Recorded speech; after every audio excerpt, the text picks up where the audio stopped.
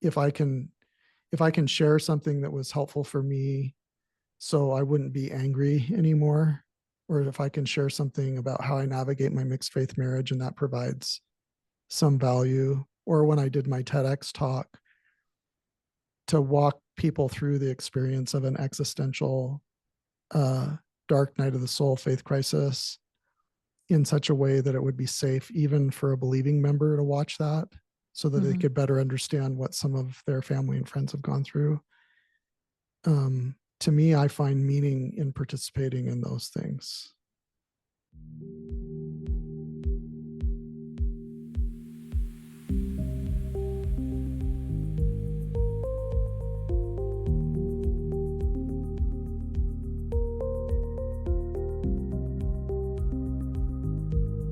We've engaged online for over a year now, right? We started in the restoration table when it was more active.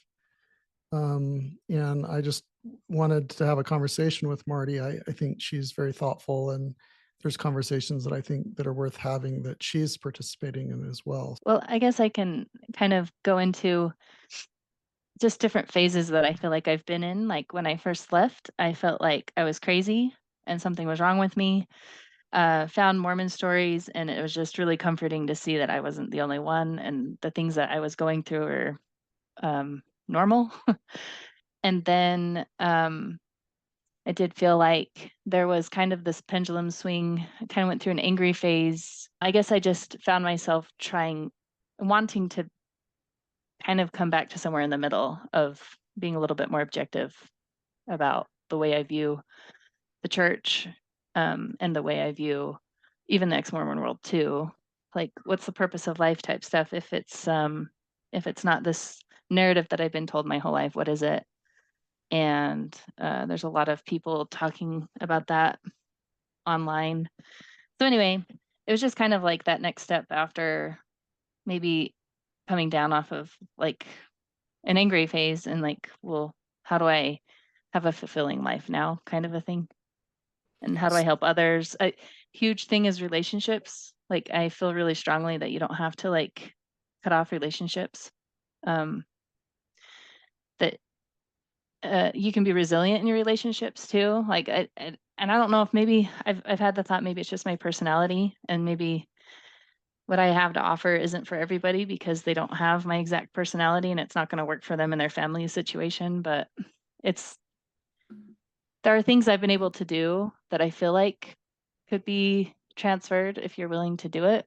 So I think that possibly when people share the books that have been most helpful for them, that maybe gives us insight as to what they were unpacking during the phase after the crash, and then how they've reconstructed meaning to things. And so if I were to ask you, I know I'm just popping this question right now, but without any preparation, if you were to list some of the books that were most helpful for you early on and that then you still find meaning now, what would be some of the ones that were helpful initially and then eventually you'd still keep them in your top 10 or top 5?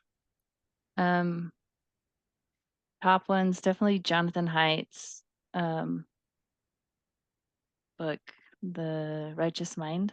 Yeah. That one was huge. Maps of Meaning from Jordan Peterson, and that one's a slog. I also watched his course online that he taught to his class. That one's, I feel like, for me, easier to consume because I have a hard time reading. Audiobooks are better, but having a video is also helpful too. I'm trying to think of other ones. Brené Brown's, I really liked her book. And Atlas of basically, the Heart or Braving the Wilderness? braving the wilderness. Yeah. So if you listen to my very first episode on my podcast, I'm covering the same books. I don't feel like I've moved that much from when I started my podcast because I think I kind of already went through some of those phases.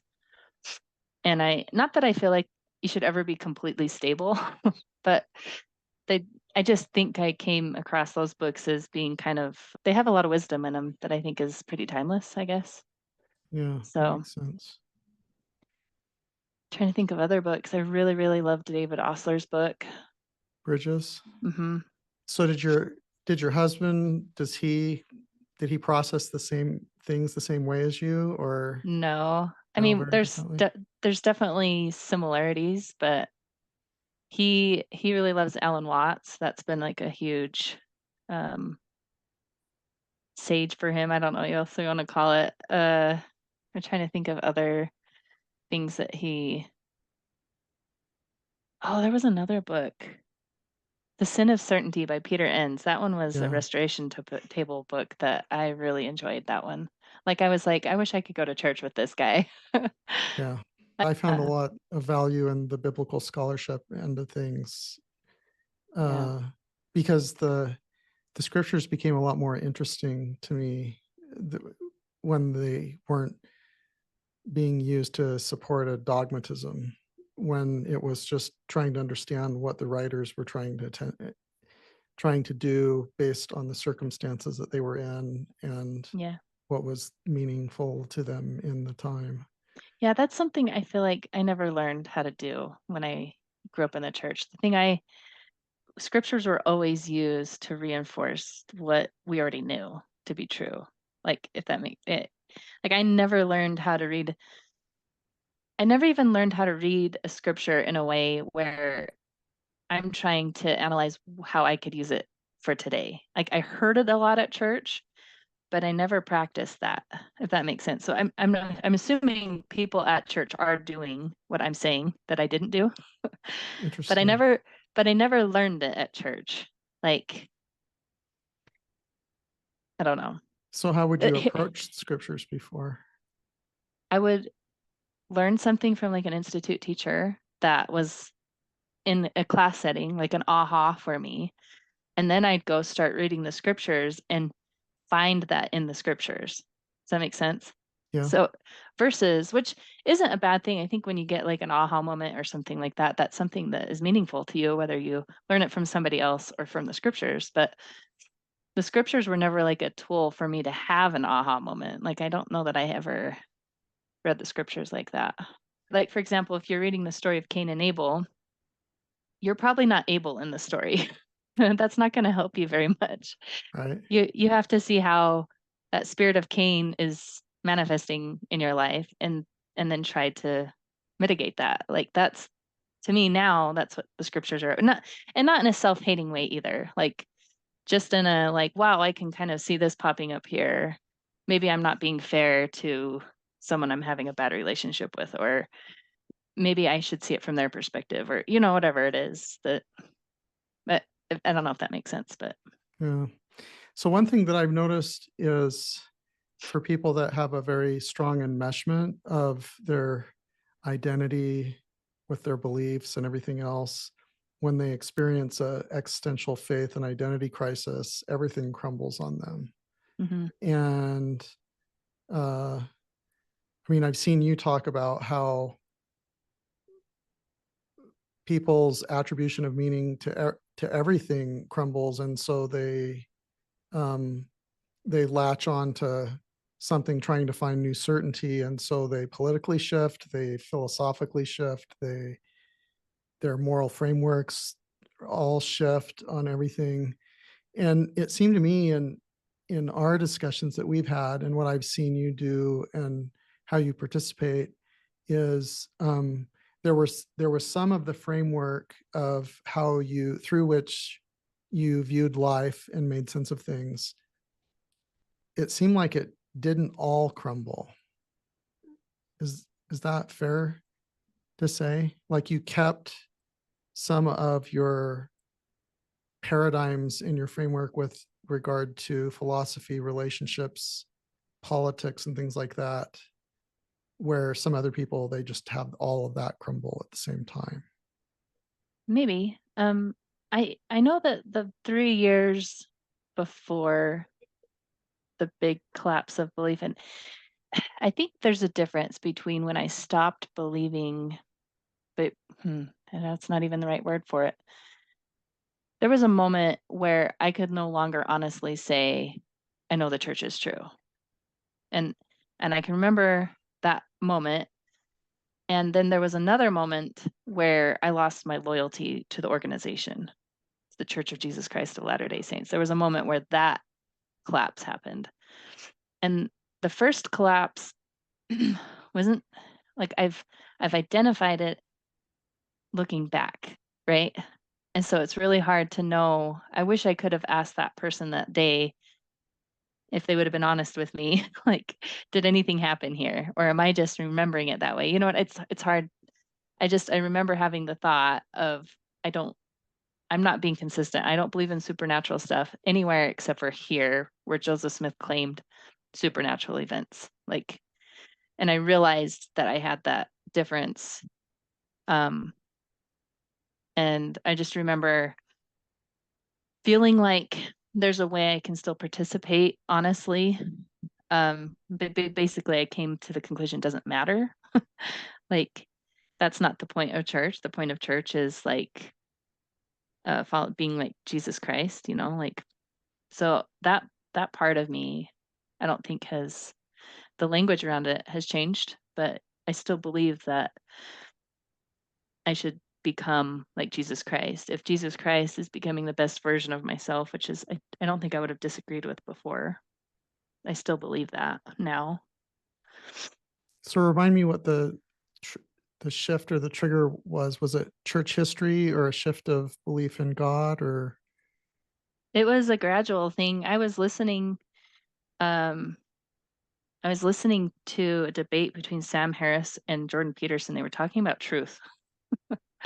And I don't know what they said, but it made me, I just remember that's where I was when it happened. Like, that's when I had the thought of, I don't think I believe Joseph Smith did what he said he did. During that 3 years, I wouldn't say, it's so hard to describe. I remember just little moments. Like, I remember having a moment where I wanted to call my brother who claims to be agnostic, and I wanted to call him and talk to him. And I didn't feel like I could unless I talked to my husband first. And I'm really grateful that I had that instinct because um, this would have been way harder if I had gone down this path without him. Like, I'm grateful that I had the realization. I think the reason I was afraid to do anything until I talked to him first is because I realized that if I didn't talk to him first, it was going to be much worse. And then reading Saints is when I realized the church was biased. So And when you read the text and the footnotes and they didn't really fit together and this is polished. it's just the first time I realized the church wasn't on like objective truth side, that they had their own bias. Like, I thought the church was equals objective truth. Even with all those doubts, like, I still felt like I still had faith or hope, or faith's the wrong word. I still hoped that the church was still the closest thing to truth. And so in reading Saints, I realized that, oh, they have their own bias. And I was like, well, if that's the case, then I in order to get to the truth, I'm going to have to listen to some critics. So that's when I found the CES letter, and that's when I'd say my loyalty collapsed after reading that. So, And did your husband read that at the same time? I don't think he did actually. Um, I kind of thought, like, I was talking to him as I was going through all of it, and so I kind of thought he was reading it too, but I found out that he wasn't. Kind of after. I'm trying to think of. He was only willing to read stuff from faithful sources, so I think when he had his collapse, it was reading Brian Hale's website. Learning about the Partridge Sisters was, yeah, that was his moment. A little bit different than mine, but Interesting. But both of your moments were reading from what are considered faithful sources. oh, sure. Like, I don't think we'd be here had they not published it. So good on the church for being at least that much more transparent, right? Yeah. I also don't think it would have happened had I not been reading the original sources and then seeing how they were presenting what.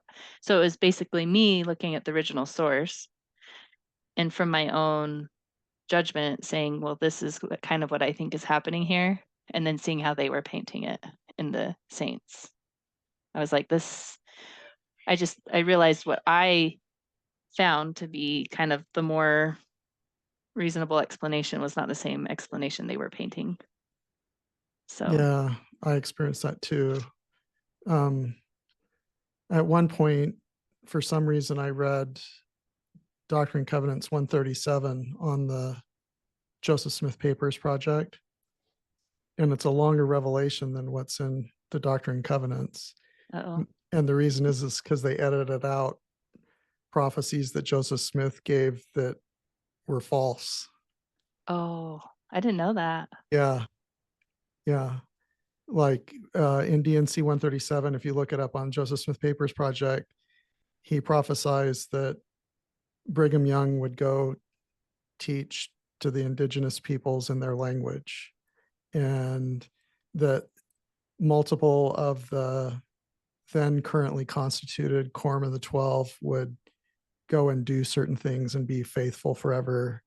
But that was before the Kirtland apostasy, and they Oh, left. And so, like, there's multiple things in the original revelation that are demonstrably not true, but what got canonized was editing out what was actually recorded. wow. Yeah. So And then probably editing other things that could possibly not be true later on. Like they probably, like if it hadn't happened yet, yeah, I'm sure they were like, ooh, can't say stuff like that. yeah, yeah. Like they're not going to publish I mean, you can go find them, the patriarchal blessings of a lot of the early leaders that say really crazy things. Like, I can't remember, it might be Heber C. Kimball's patriarchal blessings said that he would have the capacity to travel to the moon so he could teach the gospel to the people there in his patriarchal blessing, things like that. You know, we don't we don't learn those in Sunday school, or even Yeah, religion or institute classes. But right. yeah, well, I was really interested in having a conversation about the things that you do and why you do them and what value you find in them. Uh, in my my podcast is based on the premise that there's a lot of deconstructive material out there, like to study the things that we've just been talking about. Mm-hmm. Um, and then the content out there that's post deconstruction, after you've tried to figure out what everything means, what are you going to do next with your life? um, it seems to me like most of the reconstructive content out there tends to be prescriptive, like the Faith Matters Foundation is prescriptive, or Dan Witherspoon's Mormon Matters, but now it's not Latter-day Faith, tends to be a little bit more prescriptive, like this is how you should build your life after. Mm. And I wanted to have discussions with people without having it be prescriptive, like this is how you need to do it, but rather have conversations with people about what they're doing after a faith transition, and what are they doing that's reconstructive, so that listeners and viewers can kind of join people in those conversations and then decide for themselves what are they going to do going forward. And Yeah, I like that. thanks. And like one thing that you do is you've been involved in these 3 practices circle groups that are very interesting to me. And I've seen you lean into difficult conversations uh, that most people would experience them as being uncomfortable. And I've seen you um, clearly disagree with people in conversations, um, and leaning into those kinds of things. And it seems to me that a lot of people don't seek that out. They they tend to want to participate in echo chambers, Right. listen to content, participate in conversations, only with people that are part of their conceptual framework. Um, so I was wondering if you could first talk about I mean, I see you do that. Is that accurate, that you tend to lean into challenging I conversations? Yeah, yes, and I would say it's because I'm not sure how well I do it, but I know that those are the conversations I wanted to listen to, and, like, it's very rare that you can find it. Um, but yeah, those I'm more interested in having someone defend what they believe in the strongest sense, because what I don't see a lot of content creators really anywhere, and maybe you could correct me, maybe I'm just not thinking of them, but I will say, I think it's fair to say the vast majority don't. They don't represent the strongest of the other side. Um, They don't steal man. right, and maybe it's because they don't even understand. Like, maybe they're not doing it on purpose. Like, I can't sometimes when you throw out steel man, straw man, I feel like it's a it's a way to say, "Oh, see, this is my opponent," and they're not intellectually honest because they propped up the straw man, right? And I don't think it's necessarily that kind of intention. I think it's really hard to represent the strongest opinions on both sides, especially when you don't hold one of those. So it's just not easy to do without someone that believes it in the room with you. So Yeah, I think of the Pangburn debates with yeah, Harris and Peterson, and they both seem to do a fairly good job presenting the strongest argument of the other. but even then, I don't think Jordan Peterson. I listen to him more than Sam Harris, and Sam Harris might be guilty of this too, but I don't think Jordan Peterson is always he'll say the strongest of the other side, but it's only in passing. Like I feel like I really don't think Jordan Peterson's doing a very good job of that, uh especially when he's talking about more of the anti-woke stuff. Because my guess is that someone that is woke was just listening to him and saying, "You have no idea what I believe." But I do think Jordan Peterson does understand that. I've heard him advocate for well, for lack of a better word, like marginalized people, and like if you don't address this, it's a problem. I don't even know how to I don't know how to summarize. I wish I could remember, but he is part of the reason I've moved left is because of some things that he's said that I'm like, that's true. Like, for example, if you have inequality in your society to the point where it's unstable, then that's a problem. Um, I think about um, the perpetuation of problems in lower socioeconomic class. So you get someone who their parents don't really participate in their education, their level of literacy is lower. By the time they're in fifth or eighth grade, they're so far behind everybody else that they're likely to be among those who drop out of school. If Mhm. they drop out of school, then that in high school, then that diminishes their economic opportunities. Right. Um, and then they perpetuate the cycle because they have kids maybe sooner, uh, or multiple kids, or maybe if the woman gets pregnant, after the first or second one, she decides to have an abortion over the third one or something. And it just ends up being a cycle of issues. Um, and education supposedly supposed to be the public education is supposed to be the thing that provides opportunity so people can raise socioeconomic class, like an equalizer of opportunity. Sure. But sometimes people start so far behind that they don't. There'll be some standouts that are able to do it, but it makes it very difficult. And then you get a system where, um, with globalization, robotics, technology, access to capital, leverage, and things like that, that um, the entrepreneurs, the investors are able to double their wealth every 7 to 10 years, or even shorter periods of time. And over an extended period of time, when you add that, we end up today with significant disparities.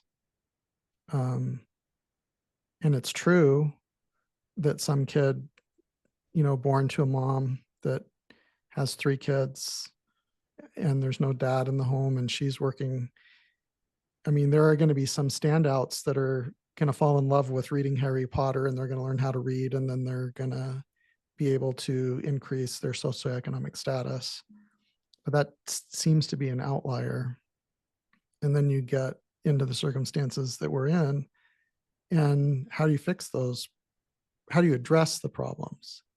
I don't even know how you fix them, because Right. I don't like bureaucracies. I don't like government bureaucracies, and I don't like corporate bureaucracies either. And so you debate these unanswerable, like, how do you solve these problems? Because the more the disparity, the more the disproportionate influence, power, the more you end up with the MAGA movement, right? You have a lot in the middle class that have been hammered for decades, and they're absorbing. They were the ones that got hurt the most.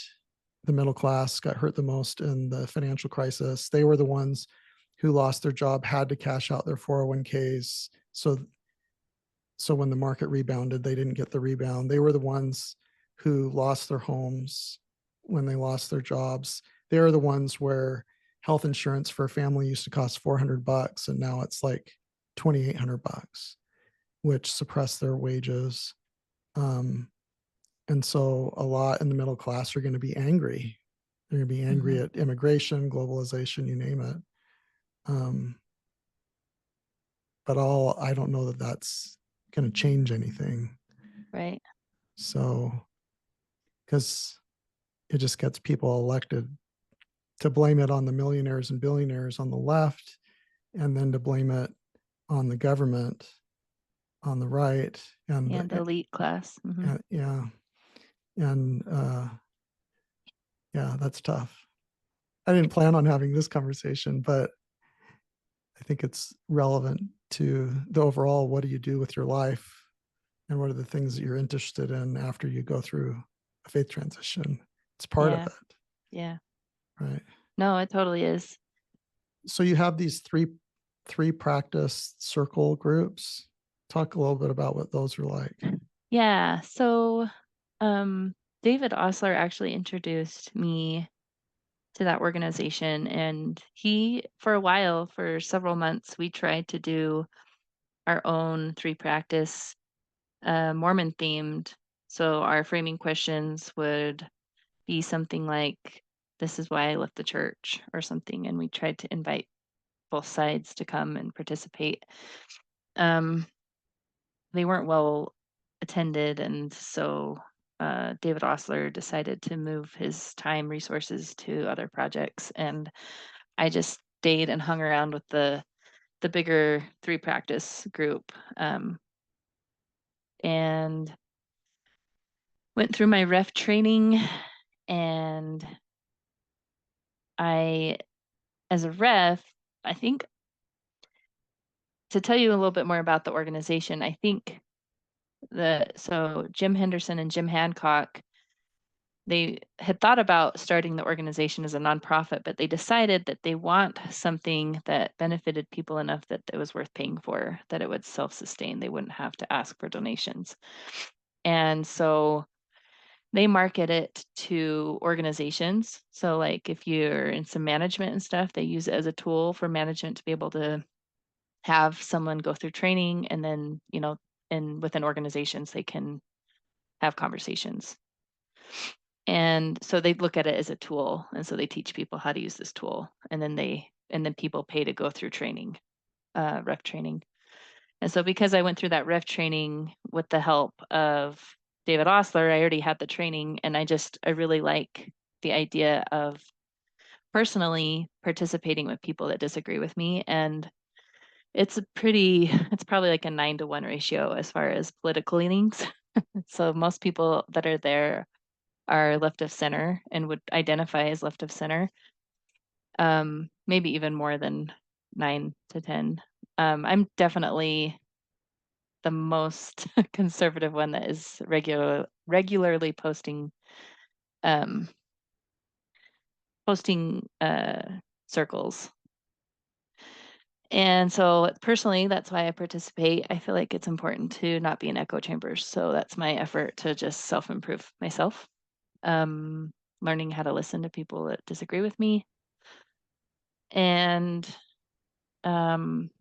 yeah, and it's a pretty powerful tool. So the 3 practices, actually I have a script right here. I can tell you what they are.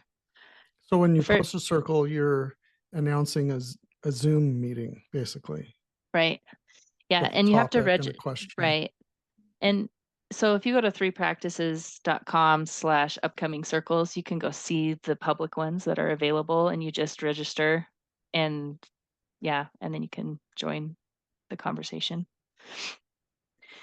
But the whole point of it, this is the point of 3 practices is to practice these 3 things. I'll be unusually interested in others. I'll stay in the room with difference and I'll stop comparing my best with your worst. It's really cool to see in action when you have actually 2 different viewpoints in the same room. And that's when you get to see how good the tool works. And it's pretty cool.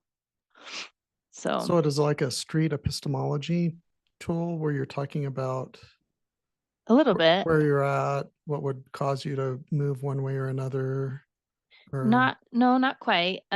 It's a little bit it's a little bit more free flowing than that, but then at the same time it's a little bit more structured. So more free flowing in that the topic can be whatever the volunteer decides to talk about. So so someone will volunteer to give us an respond. example of one that you really enjoyed doing.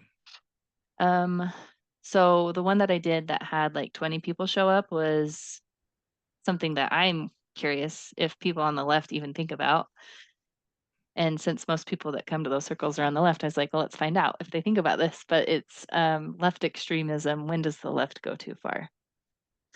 And um, so someone would volunteer and they'd respond to it, and they'd once their time's up, then it would go to everybody else to ask a clarifying question. So one thing about the structure is that you can't have an argument with someone because the only thing you can do is volunteer. Someone can ask you a question and you answer it. But you can't, if you didn't You, answer it in the way they wanted, you they don't can, rebut. no. And so it really does bother people that are wanting an argument. Sometimes I think we'll get first timers and I think that's what they think it is and we never see them again.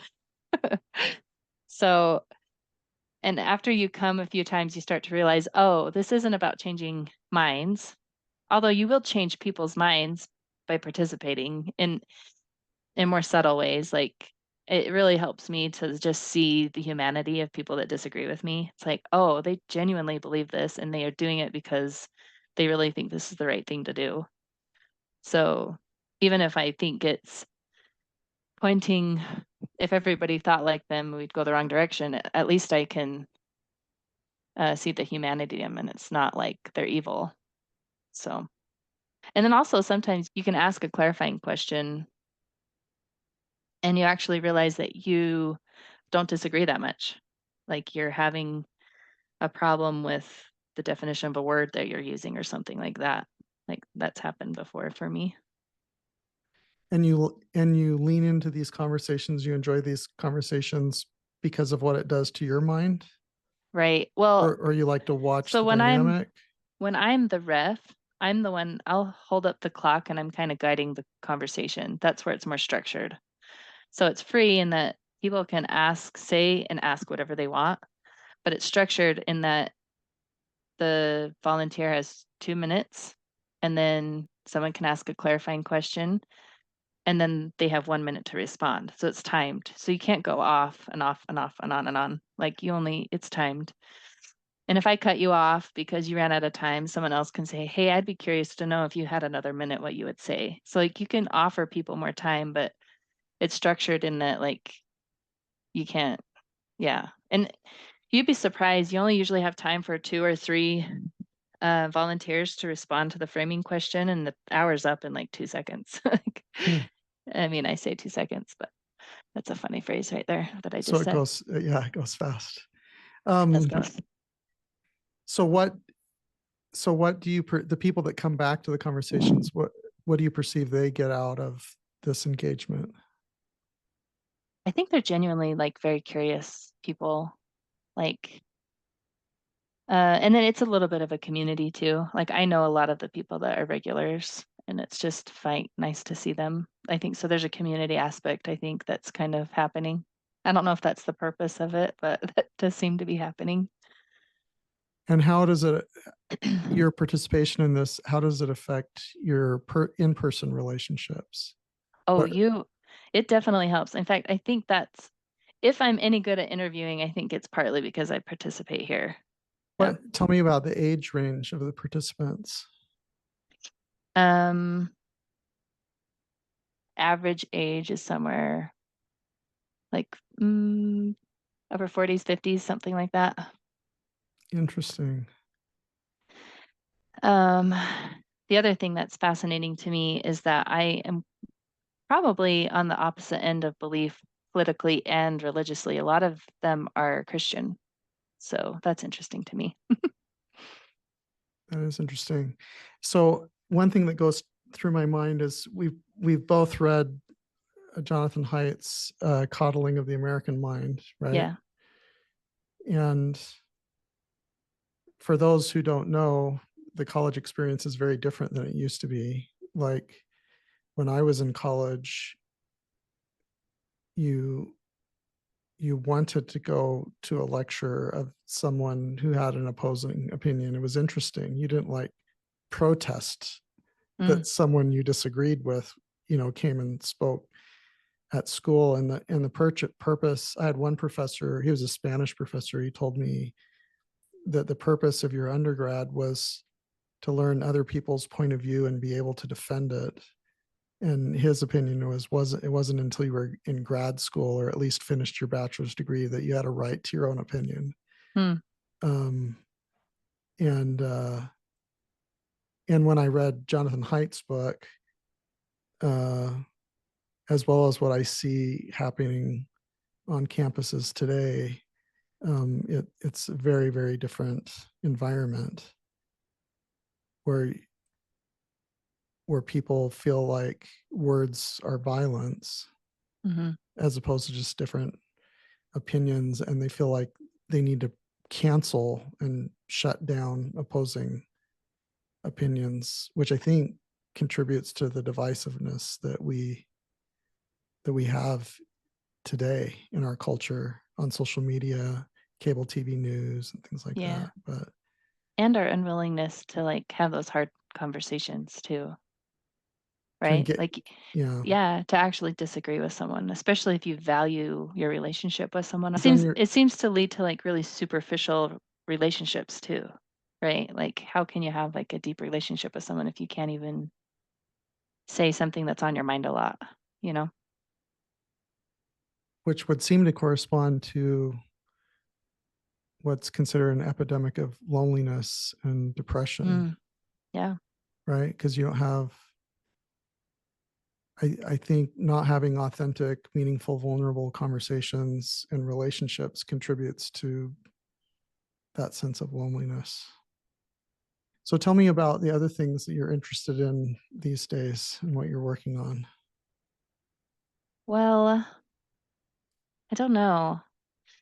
I'm sitting here debating whether to keep the podcast going, so that's going on in my head. I have 3 recordings that I have to get out, and I'm excited to share them. So I don't know if I need to change my process of, because what I usually do is I re-listen to them and I clip out stupid stuff like that had no content, or if I misspeak or something like that, and I have a 10-second, like, I'm sorry, I just misspoke. Like, you know what like I just cut stupid stuff out. And then I obviously put my bumpers on it for the beginning and the end, but like, what is the purpose? What's the purpose and need for post-Mormon content, do you think? Like, if you were to like kind of list out what are some of the purposes and needs for post-Mormon content? As a content creator or No, for just the as for the you audience? just the ones that you can list, the name for the for all the possible purposes and needs for post-Mormon content. That is a big question. Well, So, I actually wrote a list down. Let me make the oh, screen good. a little bit smaller. And I kind of want to brainstorm a little bit because this might help me decide if I'm gonna continue doing it. Okay. So, okay, one is like entertainment and just a pastime, right? Yeah. Like another thing I thought of is just feeling that need of like tribalism or confirmation bias, like just I, I mean, I'm not saying this is a need, but I think this is the purpose of some content is to compare the best of like ex-Mormon thinking or ways or with the worst of Latter-day Saint like ways of being, if that makes sense. Yeah. Um, So to feel like, just to feel like to I'm feel right. I'm in the yeah, right place. I'm justified because I'm in the right place. Yeah. Yeah. Um, there's definitely educational, like so learning something new that you didn't know. That's Yeah. definitely there. Um, breaking news. There's definitely people that keep up on like new stuff. Seeing something from a new perspective, I think is definitely in there. I was trying to think if this is there self-improvement in there? I don't see a lot of self-improvement in I can't think of anything off the top of my head that like seems to fit. I don't know, maybe a little bit inspirational, maybe Yeah. motivational a little bit. Yeah. I see some relational content information. That's true. Initially, I wondered when I entered the post-Mormon space, I wondered why there was so much demand for discussions about sexuality. And then I realized that there's a lot more dysfunction out there that I didn't realize existed in sexuality and sexual relationships, Huh. not only in marital relationships, but the sense of shame or guilt Uh, from traditional atonement theology, and then what was taught to individuals by their parents or their leaders about sexuality that ended up causing a lot of dysfunction. yeah, yeah. And then they go through their faith crisis and they feel like they want to test behavioral boundaries. So now they're adolescents as 30 to 50-year-olds testing behavioral boundaries while they're processing the grief of a faith crisis. Uh, Yeah, it's pretty wild, huh? it can be very, very messy. Yeah. Um, Keep going. so yeah, I was just trying to think if there was anything in that because I was trying to think of content in general, like when you see content online, and I was trying to see what the purpose, if there's anyways, critiquing of the Church of Jesus Christ of Latter-day Saints is definitely one of the purposes and needs, I think. Yeah. Connections, making connections or kind of finding a community. I've noticed that Mormonism Live, people jump on there all together and there's like a little community in the chat. Kind of the same thing with Chris's channel. I've seen that starting to happen there too. And I'm sure that's happening on other channels that I'm unaware of. Um, and then just to create content to share with others too are some things that I thought of. Yeah. Am I missing anything? What else can you think of as like the purpose and need for post-Mormon content? I mean, what I think of is my estimate is that on average about 3% a year of otherwise active believing members are going through some sort of faith transition. And so a ward that has 150 active members, maybe there's 4 to 6 a year people in that ward that go through it. And my There, sense, go ahead. oh, that just reminded me of something Bill Real said. So in a sense, kind of reviving old content, keeping alive something that is old for someone that left 5 years ago, but might be New to the new, new person. someone just leaving, because it's not a static viewership. Correct. Yeah. So my sense is over the next 10 to 15 years, there'll be more than 1 million current believing members that are going to go through a faith transition in the Rocky Mountain states and the Pacific states. So that's your estimate. Where did that come from? I think active membership of the church worldwide is probably 5 million plus or No, minus. your percent of people having a faith crisis, where are you basing Oh, that off of? mostly it's anecdotal, talking with people in different states. I mean, I spoke at a event in St. George, and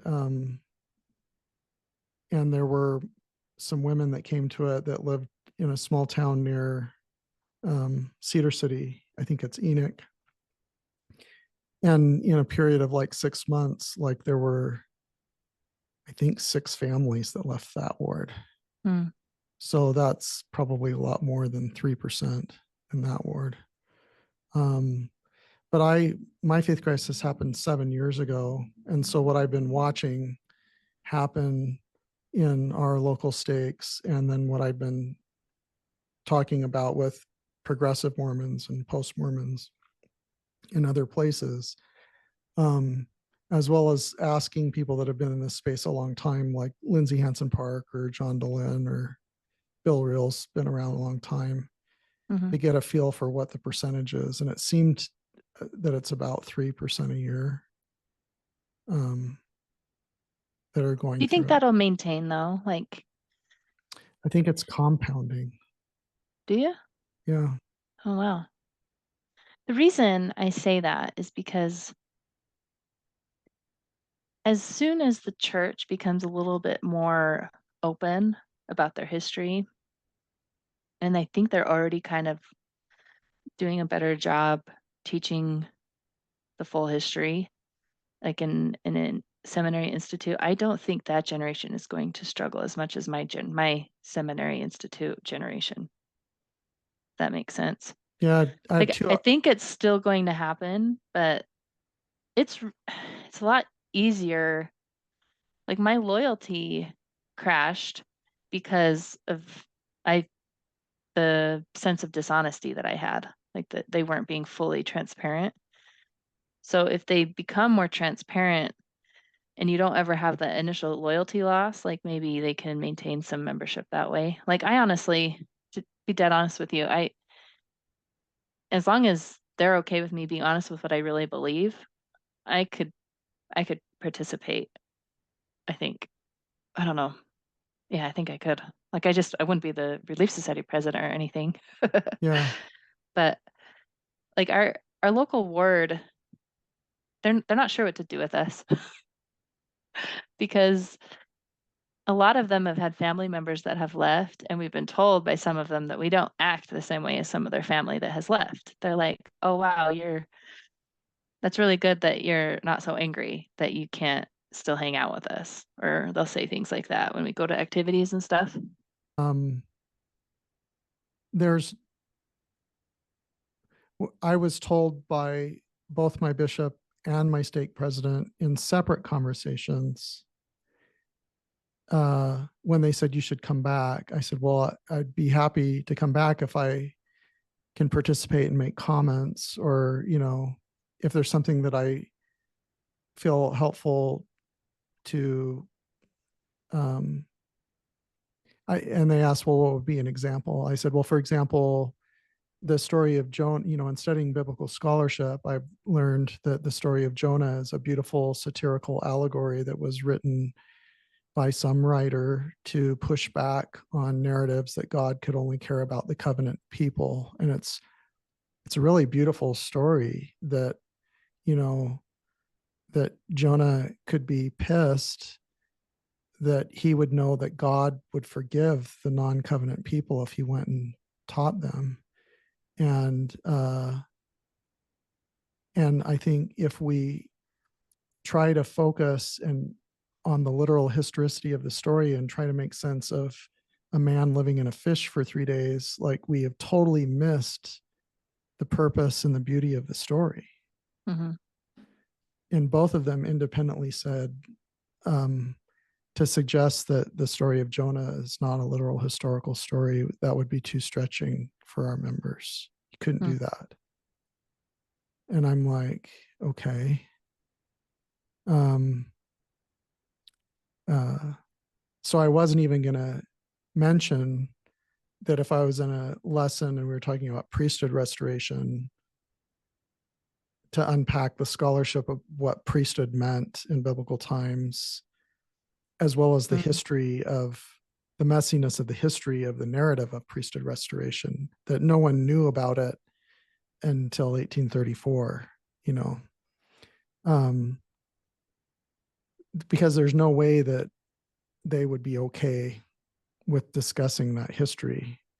I probably would be policed if I mentioned Doctrine and Covenants 137, like I mentioned earlier, right? That what's in the Joseph Smith Papers Project doesn't match what's in the canon because they edited it out, the prophecies that were demonstrably false. Unless it was like a specific lesson that was on the tough stuff, right? Yeah. Yeah, No, I don't know. I don't have the urge to rock that boat. I really don't, because I feel like the information's out there. People can go get it. But I am interested in maintaining like a social fabric. And I feel like the organization that the church has, as far as having a congregation set up by geography, it's like, I'll tell you what, I have a huge head start on knowing my neighbors than someone that just moves in that is not LDS and doesn't go to church. And so I just kind of, when I left, I guess one way I feel like I'm looking at it from where I'm at is like, well, I already kind of know a bunch of my neighbors and I'm going to kind of maintain that. So I'm going to let them see me every once in a while. If they invite us to a summer barbecue activity, I'll come and I'll catch up and let them know I'm still here. And, like, I just don't like, that's cool that they organize stuff like that. And they're always inviting everybody that will come. And so we've just been willing to show up and not to make them feel uncomfortable, just to be part of the community, be part of the neighborhood still. Yeah. So I would say that over the last 7 years, my ward has changed. Since that conversation you were describing before. Since that conversation. Okay. One of the people in our Mormon Spectrum support group, who went through his faith crisis around the same time as me, almost decided to resign. But for some reason, he decided that he wanted to try going to church again. Mm-hmm. So he did, and we supported him in that. And he met with our bishop, different bishop, because there were changes since my faith crisis. And he basically said, on a spectrum, there are some people who believe that scriptures are like a fax machine from God, like speaking through men like they're sock puppets, and every word is from God and it's literal history. And then there's some people on the other end of the spectrum where scriptures is entirely metaphorical, and if there's history in it, it's just like ancillary to the metaphor. And he said, on this spectrum, I'm right here. That's where I am. The bishop said that. This is where my friends in our group said to the bishop. Oh, okay. He And said that to the bishop. he said to the bishop, he said, so if I can come and participate in a Sunday school class representing myself is I don't believe this stuff more than metaphorically, then I would like to come. And over a period of discussions, the bishop said, yes, we'll support you in that. We know that that will be stretching for some of the members of our ward, but the leadership will support you in participating. And That's now cool. he's in the Sunday school presidency. That's awesome. Well, I really do think that if you can present what you think is what you think and it's not how it is, Yes. this is something I learned from this source. And maybe you say what the source is and say that this is something I learned and it made me think of it like this and it adds to the lesson in some way. I don't think people are bothered by that. It Yeah, might like I could it say, might make a small percentage uncomfortable, but I could there's talk a about small, yeah, go ahead. Jonah. Yeah, so I could talk about Jonah without saying it's a satirical allegory. I could just say, hey, when I read this story, I just find this really beautiful, expression by the writer of this idea that God could love the non-covenant people, Right. right? And and who are we to say no to God because we're going to be pissed if God forgives the non-covenant people? Right. Like, and I could do it that way. Yeah. It was probably harder to do when I was early in my faith transition. Um, so my ward has shifted to be more accepting of people like my friend in our Facebook or in our Mormon Spectrum support group. Mm-hmm. Um, so so I think, and you've seen some of this in some of the places that we're both exist online, that there are people that are shifting with the degree of their literalistic belief. Mm-hmm. And there are some that will welcome those people into the conversation. And there are others who will retrench and be defensive because they want to excise the near enemy of the non-literal believer from the group. You've seen that. Yeah, who do you think that is? I'm curious if you're referring to someone specific. I mean, we both had a conversation with Jacob Hansen, right? Mm-hmm. And and I don't think we're speaking out of turn when we say Jacob wants to cleanse the church of the progressive believers, Politically progressive, though, right? I religiously progressive too. I don't think he thinks I'm progressive. Like, I think if I asked to go join his ward in the way that your spectrum group person Yeah. was, I don't think he'd be threatened by that. Um, I so I'm speculating. yeah, We'll no, have to ask Jacob I mean, to comment. we can ask him, but I would tell Who you is he? Who is he? Now he's a different person in there are person. some beliefs that I don't hold that I know that are held in that building, and I would respect it though. For example, I don't believe the prophet talks to God. Like, in fact, that's probably of one of the most sacred held beliefs that Latter-day Saints hold. That's probably one of the ones that I think is I can't see it as a good thing, other than one thing, and that is to have a final say so that you have some coherence, group cohesion. What's the word for it? It's a paradox, right? Like, Yeah. without someone being able to say, this is what we believe, you're going to have so much fragmenting, you're not going to have a group anymore. So that's where I can see the importance of it. But as the dangers, like, it's too bad it's not more like Judaism, where you have the practices that kind of hold you together and there's not like some mouthpiece. Like, there are other ways that groups have cohesion without having like a final say, like, I just think it's so dangerous to have a prophet, because the second that mantle is placed onto somebody that's crazy, you have a good chunk of people that aren't going to realize that that person's crazy and they're going to follow them. Like, and I don't know, maybe Li- there's enough Like that Jesus protections, cares but about the word Mormon, kind of thing. That that's we haven't had anyone do anything scary that I would be scared of, I don't think, because they're so careful to just, maybe there isn't one person making the decision. Maybe it is the whole committee of them and they just claim it's one person. I don't know, but Yeah, I don't know. So my experience with Jacob and yours, I think also is that when you're having a in-person conversation or a video conversation like this, that's different than Jacob on Twitter. I'm not on Twitter. That's probably why I'm not, I'm Oh, not, I'm not. uh, well, if you've watched some of his episodes, he doesn't like Faith Matters Foundation. He doesn't like Julie Hanks.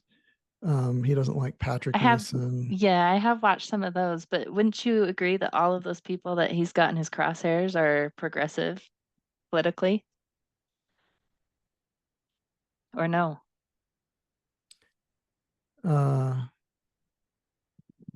so I think that whether or not they're progressive politically, his concerns are about doctrinal purity, I think. Trying to think. When I've watched him,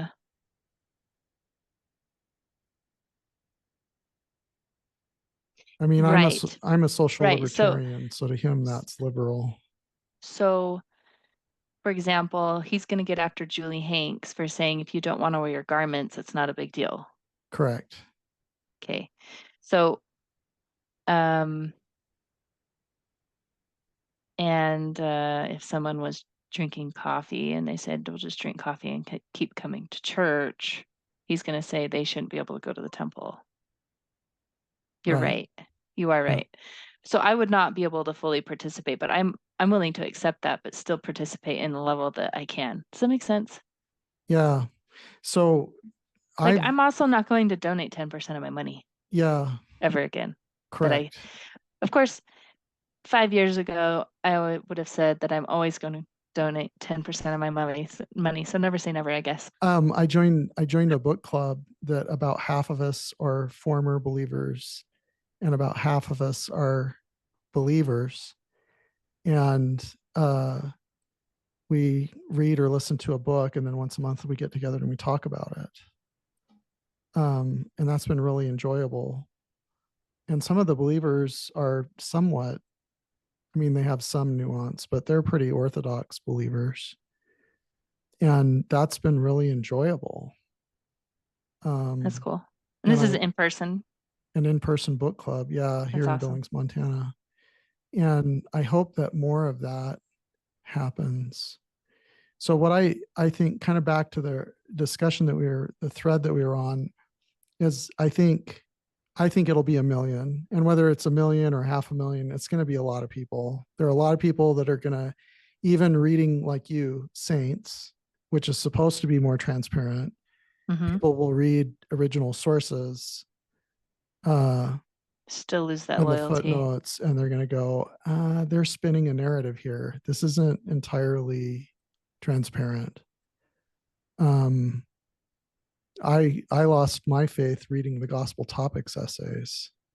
Um,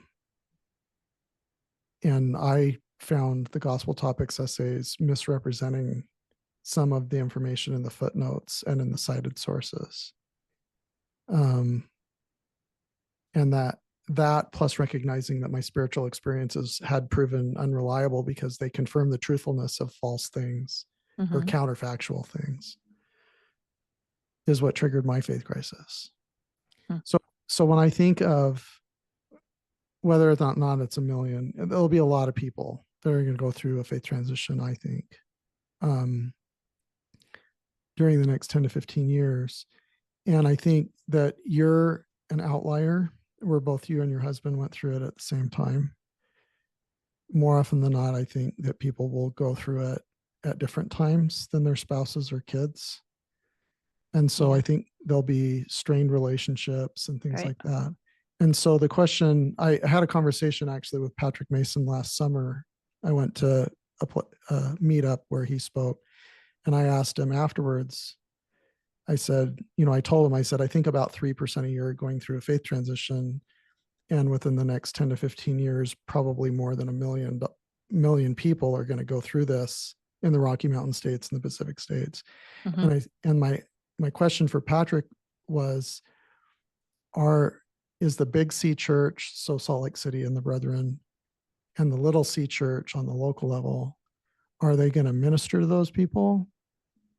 Or are they going to retrench and, cleanse themselves of the near enemy of the non-literalist believer kind of thing? Mm-hmm. And Patrick's answer was, I think you're right. That's probably what's going to happen. He says, but the answer to your question is, I have no idea, Anthony. I don't know whether they're going to minister or whether they're going to retrench. And I replied, probably both and. And he said, yeah, I think we'll see both and. And I think we see that. So I think we see things like President Nelson's recent talk about not being super divisive. And then we see other talks, including by him in the past, that were pretty divisive. And I think we see wards that were like the context of the ward that when I went through my faith crisis 7 years ago, I started asking about the gospel topics essays because I had never heard of them. I couldn't find anyone in my ward who had read them. And just for asking about the gospel topics essays in 2016, there were members of my ward that started referring to me as the apostate back then. I don't think that would happen today. It wouldn't happen today in my ward. Instead, it's me saying I'm the apostate. Right. Yeah, right. And so I think that there'll be literalist believers and there'll be more nuanced believers and there'll be some things that we get from the brethren that are very divisive to protect the fold. And there'll be some that are very conciliatory and trying to support people through the process. And as part of the bigger picture, I think the question, at least the question for me, is whether it's hundreds of thousands or whether it's a million, there are a lot of people that are going to go through an existential crisis, and they're going to go through the difficulty of an anger stage and a burn it down stage, and they're going to go through the complexities of mixed faith relationships with their parents, their kids, their spouse. And the question for me is, do I want to participate in the ministering? Probably is the wrong word, because that makes it sound like I have something that other people don't have, but I want to participate in that journey.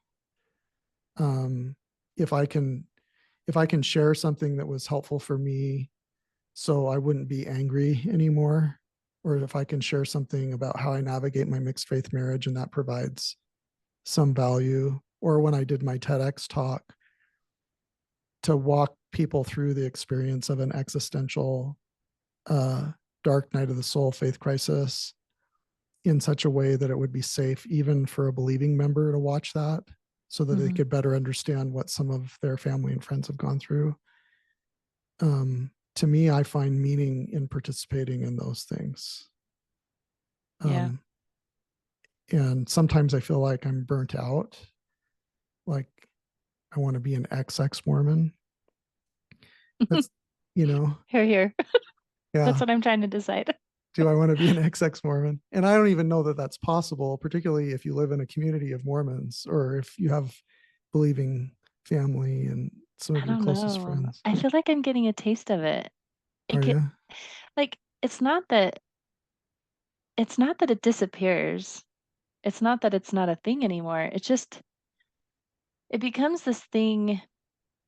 We've got a really interesting dynamic in our cul-de-sac. I don't want to necessarily share publicly, but it's just we've got a lot of different kinds of people We had a pretty, um, we had a tragedy happen within our neighborhood last summer, and that brought us together in a way I think that um, made us all feel like we were there for each other too. Our kids all play well together, but then we've got some people without kids that are still kind of part of us. Like, I don't know how to describe it. It's the kind of neighborhood you'd want to live in. And not everybody's going to the church on Sunday. And I think that as a member, that's what I wanted, right? And I didn't know how to foster those relationships from the inside of the church, but I found it to be kind of a cool opportunity to do it from the outside. And the willingness for the members in my area to participate in that has been awesome. Like, I think a lot of times we give Mormons bad rap for having superficial relationships and not deep ones because it's just this going to church every week or whatever. It's not that the want isn't there. I think that we just don't know how, and nobody knows how, really. I think relationships are hard. I don't think it's hard showing up authentic, right? And showing people all of your, hey, my house isn't clean, or yeah, I probably yell at my kids more than I should, or just showing up with your real honest self. Like, authentic, I feel like, is overused to like mean something that I don't understand. But when I say authentic, I mean I'm being honest with you. This is what I am. This is what I'm struggling with. This is what I want to become. And I'm going to let you in and let you realize how not close to where I want to be I am. And maybe we can help each other and learn from each other, you know? And is it making sense at all? I'm kind of going off. I'm rambling again. Yeah. I mean, I couple comments. One is there's a challenge really doing that at church because it seems like the majority of Sunday is about belief affirmation Mm, rather than, I mean, there are exceptions, of course. But it seems like the majority is about belief affirmation. And in 2 hours that aren't a full 2 hours because there's a break, like how in depth really are you going to get into a vulnerable, deep conversation about life and struggles and desires and pains and sure. things like that? But you Um, certainly have heard those talks, and those talks where people do go there, or a yeah, lesson, someone that gives a lesson that does go there, where they actually spent time preparing the lesson and they do take you down there. yeah, Like that, and it opened, like, I have been in some pretty good lessons where the room opens up to that, and then you get comment after comment after comment, and you just start to realize, like, yeah, we're all struggling with this thing. Just because one person was willing to open up and be a little bit vulnerable and be like, hey, I struggle with this or whatever. And then all of a sudden everybody realizes, okay, for one, I'm not alone. And oh, here's some ideas that might help, you know, like, I'm not saying it happens every week at church, but it certainly happened. I wouldn't want to take that from the practice of learning in a group setting like that. And just being with people that want the best for you. yeah. Um, I mean, of all the people that are going to go through, that have gone through, or that are going to go through a faith transition, um, I think a lot of them are just going to want to, use substances and party and live in adolescence as adults for a really long period of time. And that's what their choice is going to be. Mm, And I think there are some people who are going to want to reconstruct meaning, have these kinds of conversations, philosophy, spirituality, secular spirituality, things like that. And I think there are some people that are going to want to be like my friend in our Mormon spectrum group, and they're going to want to, or like me in the book club, that we're going to want to turn around and engage in our community uh, because they're a part of our relationships and our formation, hmm um, but not do it in a way really that's a belief affirmation participation, but it's still authentic and its participation. Mm-hmm. So when you ask about content creators, I think, and that was an oversimplification of a spectrum, but I think that there's going to be demand for content across that spectrum. I think there's going to be, ex-Mormon Reddit will grow. Deconstructive material is going to grow. Like you mentioned, Bill Reel said there's new people coming into this, and even though we did episodes about the gospel topics essays 3-4 years ago, it's totally good for a new content creator to do a refresh Right. series about the gospel topics essays because there are new people coming in. Mm-hmm. But I think there's going to be more demand for other kinds of content. And I see this in the post evangelical Christian environment, because I see what Brian Mclaren is doing with his book Do I Stay Christian, and his Did book you? Faith After Doubt. Okay, so that's interesting. I don't know who Brian McLaren is, except for there was a 3 Practice live thing about, is Christianity worth saving? Did you hear about that by chance? Well, I didn't hear the live, but I listened to the book. Well, no, there was, oh, so there's a book with the same title. It's Do I Stay Christian? Oh, okay. So Jim Henderson um, and Jim Hancock organized a live, I think it was they had one in Seattle and one in Portland with Brian McLaren as one of the panelists. And so they did a fishbowl. So not the whole audience couldn't participate with the 3 Practice. So it was a fishbowl. So only the panel could take 2 minutes and ask questions. But they did basically a 3 Practice circle live with Brian McLaren. So anyway, sorry, that's a little side note. Yeah, But.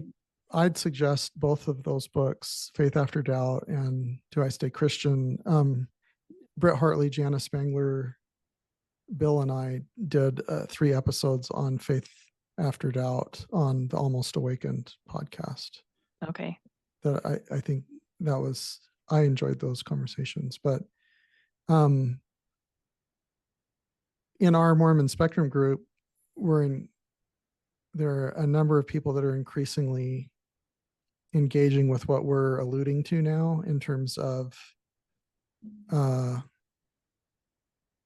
being at a place in our own journey where we go and we engage with or draw people into engagement inside the church, even though we're not literal believers, in such a way that it's not adversarial, but we can renew those relationships. Whether it's a book club or whether it's going on hikes or camps or planning elders quorum activities. Yeah. And so I think there'll be demand for that. When I think of the content creators, I think there'll be demand for many of those things. I think Bill's podcast umbrella, and I think Dylan's open stories, like there's this saying that if you want to catch an elephant, you get in front of it and dig a hole and it'll just walk right into it. And if there's hundreds of thousands or 1 million people in the next 10 years that are going to be seeking deconstruction, making sense of things, mixed faith relationships, philosophy, sexuality, and reconstructive conversations, like there are going to be hundreds of thousands of people that are going to desire that. And the question is who are going to be the content creators that are going to do it? And is the church going to, is on the big C church and the little C church, is the church going to push people into those content creators and groups by not providing more nuance, on the local level or on the church level? Or are they going to minister to those people? And I don't know that there's a really good answer to that, because I'm sure that they have the data that when one spouse goes through a faith transition, a very high percentage of the time the other spouse follows, Hmm. within the following 10 years. And so if you validate, this is my thought on it, if you validate mixed faith marriage, if you give a general conference talk that says um, having a spouse that loses belief isn't a good justification for a divorce, and if you give conciliatory talks and themes about mixed faith relationships, um, that's helpful, because I think it will result in less heartache and pain and less divorce and broken families. But at the same time, if your purpose is to protect the heritage and reputation of the church and strength of belief, that's going to be counterproductive. Because if you can prevent that from happening, then you're going to save more people from losing literal belief. So it seems like someone would have to feel that it's more important to minister to the one, it's more important to help people navigate these things than it is to protect the faith and try to prevent people from going through a faith crisis. I don't know. They're between a rock and a hard place. I don't have an answer for them because yeah, I just don't have an answer for them. I do think though the way that we've been treated, I don't think it's abnormal. I don't think it's like we're in some kind of special kind of ward where they haven't ostracized us or anything like that. So I think there's a lot of people that are navigating these relationships in their families. And so this isn't their first rodeo anymore, like it was maybe 10 years ago. Yeah, That makes sense. Like it seems like somebody knows somebody, even, and that to me, that's changed even in the last 3 years. that more Because people know someone who's gone through a shift in faith. maybe I just feel like everybody has that because they know me, but it just seems like there are more people that are having someone that's not one removed anymore. It's like they know somebody, whether it was a good friend, a sibling, parent, child. They know somebody that has had like not just the fall away before they ever had a chance to go on a mission or get married in the temple or whatever. Like not that kind, but the kind that they were doing all the things, checking all the boxes, and then just suddenly stop. More of those are happening, I think. I think so. I think social media plays into that to a certain extent. When I went through my faith crisis in 2016, there were not very many people, three or four who I could think of, who just stopped attending. They were on ward or state council level kind of participation, Right. and then they stopped. Um, and I couldn't make sense of things. And I think just in the last 7 years, a lot more of that has happened. And so I agree with you that most people either have a friend or a family member who has gone from believing to non-believing. And that doesn't really even count the number of people who haven't voiced where they're at. Like we were pretty vocal about where we were at the whole way. Bishop knew where we were at.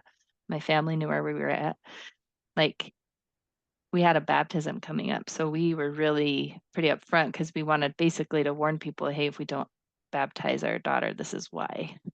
And then we hung on long enough to do it.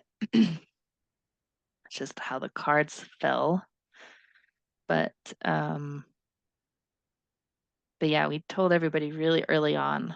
And I know there's a lot of people that don't say anything. They keep it to themselves for a lot longer than we did. I've But had multiple people tell me that came to me after and said, "Hey, I know what you're going through. I haven't believed for a decade or something." And I had no idea, but they went anyway no, we didn't have any of those. with I like a believing I spouse or something like that. I thought we would. I had when we were going through it, I was like, oh my goodness, I'll bet this brother and this brother are on the same page as us. They just haven't said anything. And so then I go and I talk to him, and then I was disappointed at the time. Right now, I'm okay with where they're at, but at the time, I was wanting to not be alone. Yeah. And Yeah, I so I empathize remember with in that. my head, I was like, oh, I'll bet you this person's like just hasn't told anybody. And then we were wrong. So I'm So, interested in your thoughts on the whole content creator thing. So I think there'll be demand, and the question is do you want to be in? Does someone want to be involved in those conversations or topics, and for a period of time or a long period of time? And for some people, they maybe have enough affinity that they can create intellectual capital like Bill, and it can be their job, right? yeah. And Well, this so kind of goes back to why I brought it what's up your in the take? first place, because if I personally, my thinking on this is that you have positive content and negative content. If I'm going to say neutral too, there's neutral content, right? Where it's just time waster. Like I'm just watching this because I have nothing else to do and it doesn't really make your life better or worse. I would say there's a good chunk of content out there, and I'd say this in the political world and um, everywhere online, where someone will watch it and will get the most views. And so it's created. And I'm not even necessarily blaming anybody for this. I think it's just this thing that's happening. And I'm not sure I want to participate with this. How do I word it? This automatic behavior. That's how I'll put it. It's like this not thinking algorithmic kind of content watching. Does that make sense? Like it's not like you got on here and you said, "Man, I want to know how to have a good relationship. I'm going to Google relationships, Mormon ex Mormon or something." And that's what you're looking for, right? But It's instead what the algorithm puts in your feed so that you can that's see right. the largest volume of it. That's right. Yeah. It's what is going to get the clicks, and then what and I'm not saying that things that get the clicks are necessarily negative. It's not what I'm trying to say. But I'm kind of wondering if, I mean, is it worth maybe trying to,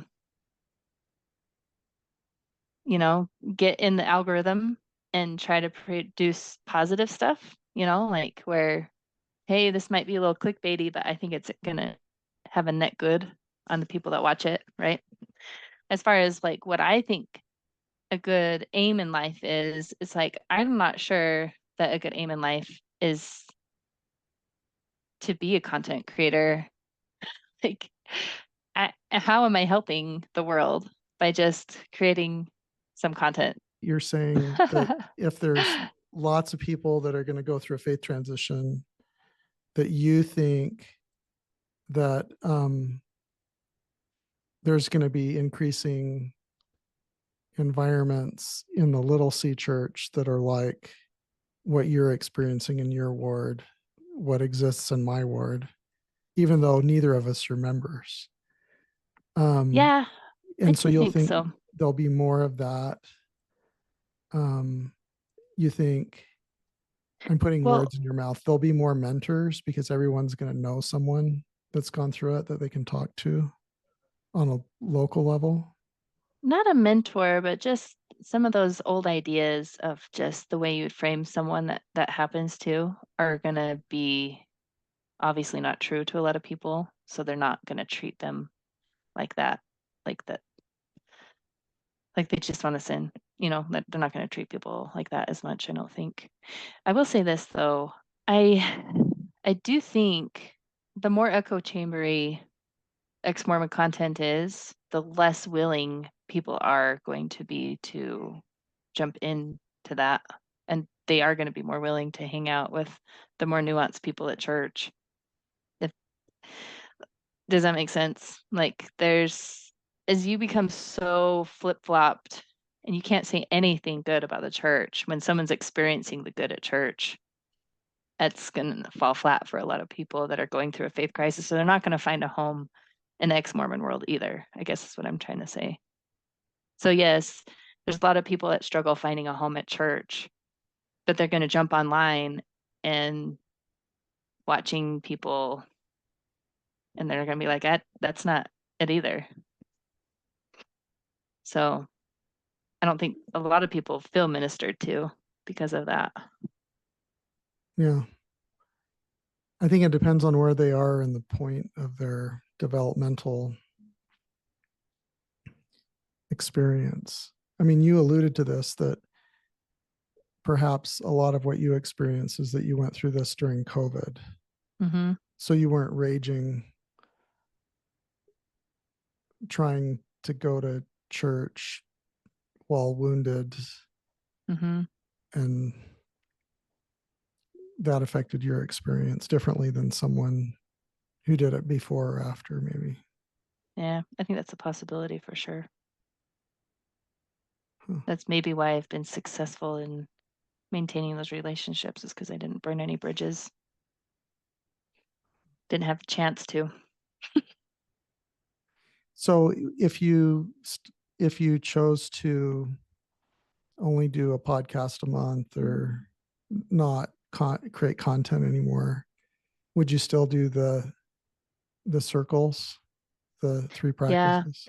Well, there is something else I've kind of have a brainchild of, and that is to possibly do those circles and publish them. So the participants would have to be willing, and it's going to change the circle because the way they are now, people can talk freely and it stays in the room. I mean, you might have someone that says, oh, so and so said this, but it's just hearsay at that point, right? Like the recording is just for learning purposes. It won't be ever public. So I've I've been tempted to have some kind of podcast where that audio is published and the participants are aware. I think you'd still get some really benefit. I think maybe it would be like not a good debate format, but like a good conversation format. I don't know. When you hear I'd be curious to know like 50,000 times in 1 hour, you just start saying it in every day. Like, hey, I'd be curious to know. I'd be curious to know. I don't know. That's interesting. So are they So, open? Are they open to that?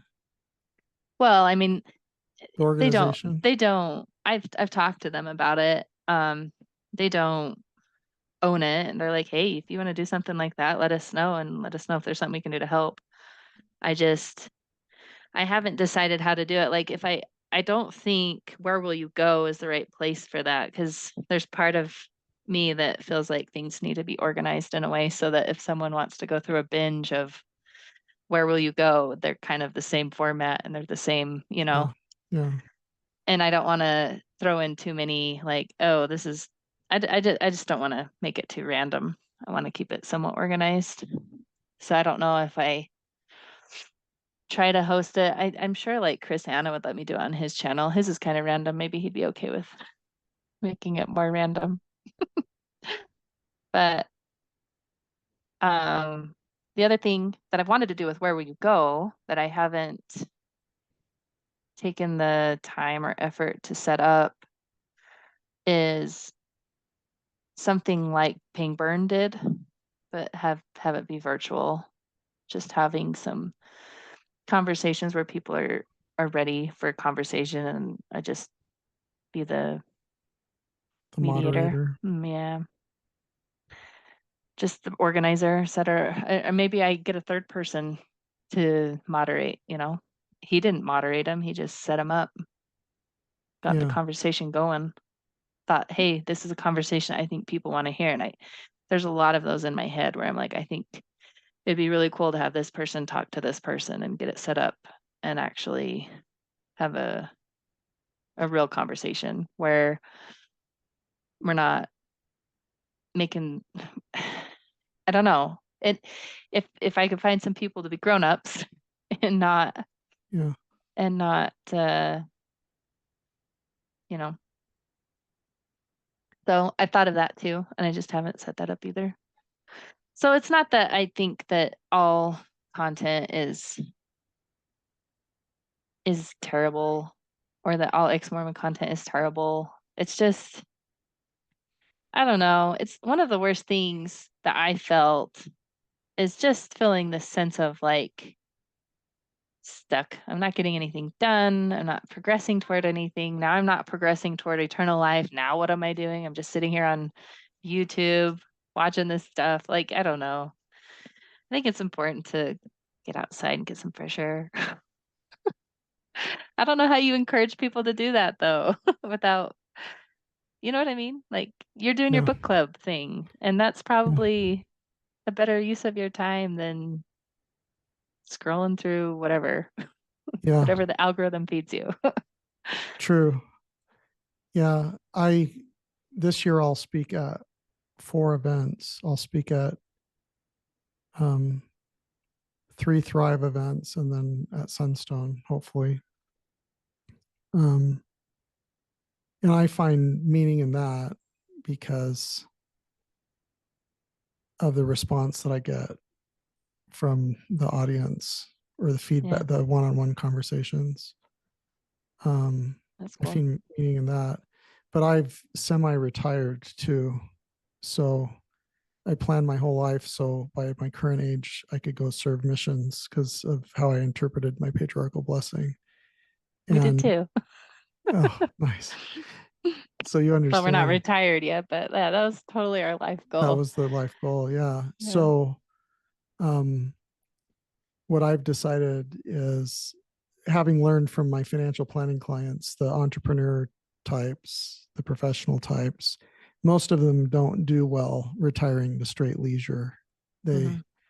They feel put out of use. And so um, the ones that go serve missions, multiple times, or have service opportunities in the church, they don't feel put out of use because that's how they create value or they Hmm. experience value creation. Um, but since that's not going to be me, um, I would follow my clients who decided at some point in their business to structure it so they could drop to half-time work and then work into their 80s and never fully retire. Mm, And so that's what I've decided to do. So, that's um, cool. yeah, thanks.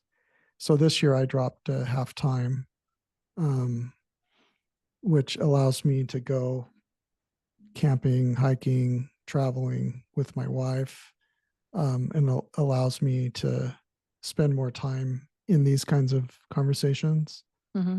Uh, as long as there's not family things that come up, Sure. but which they do. I mean, as long as I continue to feel like I'm creating value and that I have some sort of purpose, maybe that's what I'll participate in the conversations. But Yeah. I don't know what'll happen in the future. I mean, who knows? Maybe a Right. year from now, I'm ready to be an XX Mormon. I don't know. Yeah. And I just want to give a disclaimer. I could just be projecting my things that bother me about myself onto everybody else in the world as far as like wasting time and just being sucked into the algorithm. So like maybe this content's like way more helpful that I'm giving it credit for. So there's that possibility. Uh, yeah, I mean, for some people, it's very helpful. Hmm. I think what you're doing with the 3 practices is meaningful, at least for the people that are coming back, right? Yeah. I've gotten a lot of feedback from other people that really appreciate me setting them up. And like, for example, a lot of the refs, they truly want to be in the room with difference, but they don't get that chance very often. And a lot of times I will take 2 minutes just to balance the room out. I don't like doing that just because I feel like um I've really learned to enjoy just listening. And I've just learned that what I have to say isn't going to change anybody's mind. So it's like I don't really feel like I need to say it. I don't know. But a lot of people have thanked me and they're like, "Oh, really appreciate that. Like it was a good workout for me too." So I'm glad I can offer that to people, I guess. So Is there something else that you wanted to ask me too? I don't want to dominate all the questions. I hear this in a conservative space a lot. Like Ben Shapiro will talk about it a lot, just how the sense that our social fabric is fraying. Do you get that same sense at all? Would it be fair to say that like having a common belief, whether that's a Christian, Judeo-Christian value structure system, like by losing that, which I feel like it is like, I think atheism is like the number one growing belief group. Yeah. So as we're losing that value, like is that what's causing some of this social fabric to be tearing? If it is tearing, I don't know. What are your thoughts on that? Yeah, I agree that it's disintegrating. And I agree that there's more us versus them, and there's less seeking out shared values. When September 11th happened, uh, certainly there were some people that responded with, this is just blowback from the stuff that we've been doing in the rest of the world, kind of thing. But I think there were the majority of the country, regardless of their political or religious ideology, um, they felt like Americans, and they felt like a part, the people who were killed were a part of them in some way. Hmm. Um, and if that happened today, 22 years later, I don't know. I don't know if that same thing would happen. I don't know if people would go, oh, that's just the liberal New Yorkers, or um, I don't know. I think we And have evidence that it wouldn't happen because I think there was an opportunity for that kind of unity during COVID and it didn't happen. yeah, I've read and heard that, and to a certain extent, I agree with that because, um, like in our community, we were late to have COVID initially come in, but like it hit one assisted living facility, and in 45 days, it killed 2/3 of the people in the assisted living facility. Hmm. And you would think that that would have impacted the community differently than it did, but it was so politicized that I mean, there were people that didn't believe that it was COVID that killed those people. There was the whole mask thing. Hmm. There was It just became so politicized that I think of any other circumstance where in a short period of time, dozens and dozens of people died in our community. Um, if it was something other than COVID, maybe it wouldn't have been that politicized, and our community would have done something about it. Yeah. You Or know, maybe COVID was too slow moving for people to have the time to have their political opinions first or something where September 11 was suddenly, I don't know, maybe it's not apples to apples, but I don't yeah, know.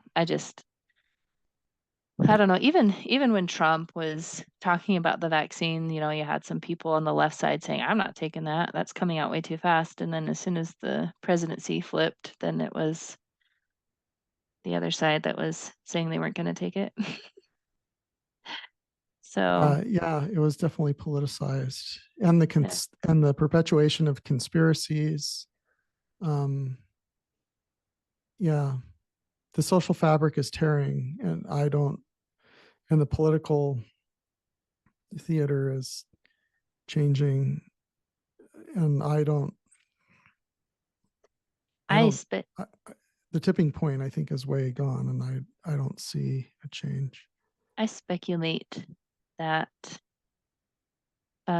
as religion, even if people claim to believe, they're so compartmentalized with living in their daily life. You know, they're using cell phones, they're using the stuff that the scientific method has produced. Yeah, And the scientific method is over here saying that there's not supernatural stuff either. right.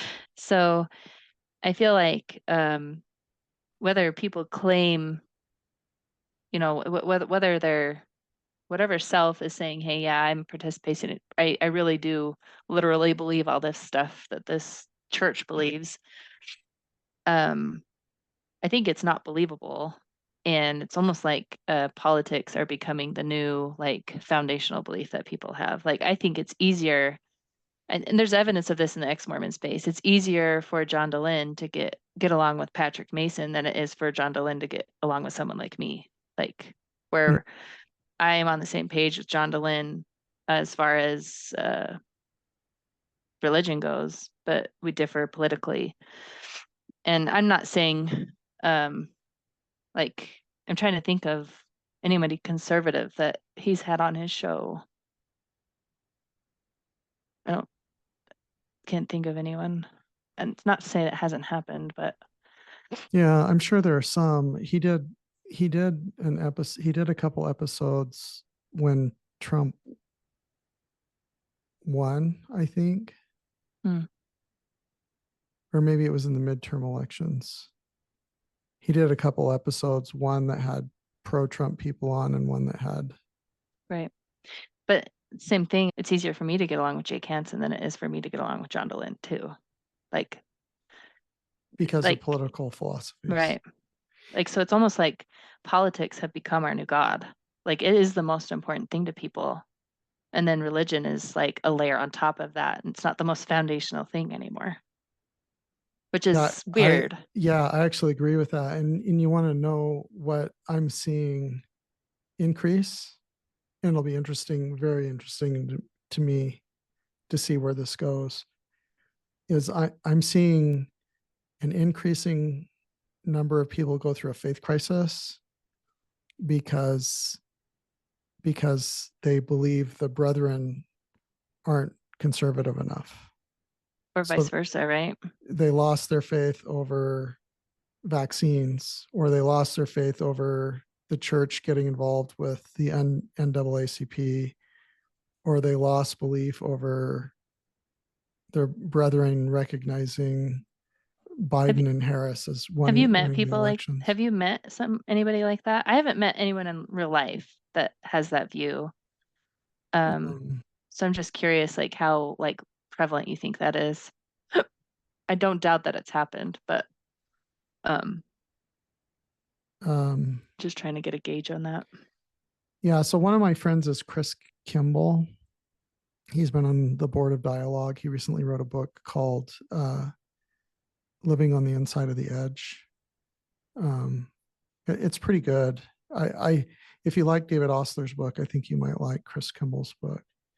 Um, but what he's telling me is he's going and giving presentations about living on the inside of the edge of the church after having lost literalist belief about his book. And he's been giving feedback in a group that I'm in, sharing that an increasing number of the people that come up and speak to him after are people who their shift was uh, political stuff, because they were more conservative. The members were more conservative than the brethren. And so they lost literal belief because they were more conservative politically than they perceived the brethren were. Hmm. And so it is mostly secondhand. I'm sure I've had conversations with a few people who lean that direction. I just like But my family is like as conservative as can be, and none of them are going anywhere as far as the church goes. So that's why I'm like, if I feel like I would see it in my life if it was super prevalent, I guess. But maybe I'm wrong. I don't know. I don't think it's super prevalent. I think that it's a dynamic that's increasing. Hmm. Um, Yeah. like there was one, it might have been Oaks, gave a talk alluding to, I don't know if he gave a talk alluding to climate change or it was adjacent to climate change. Taking And I, care of the environment or something. yeah, that upset a lot of people.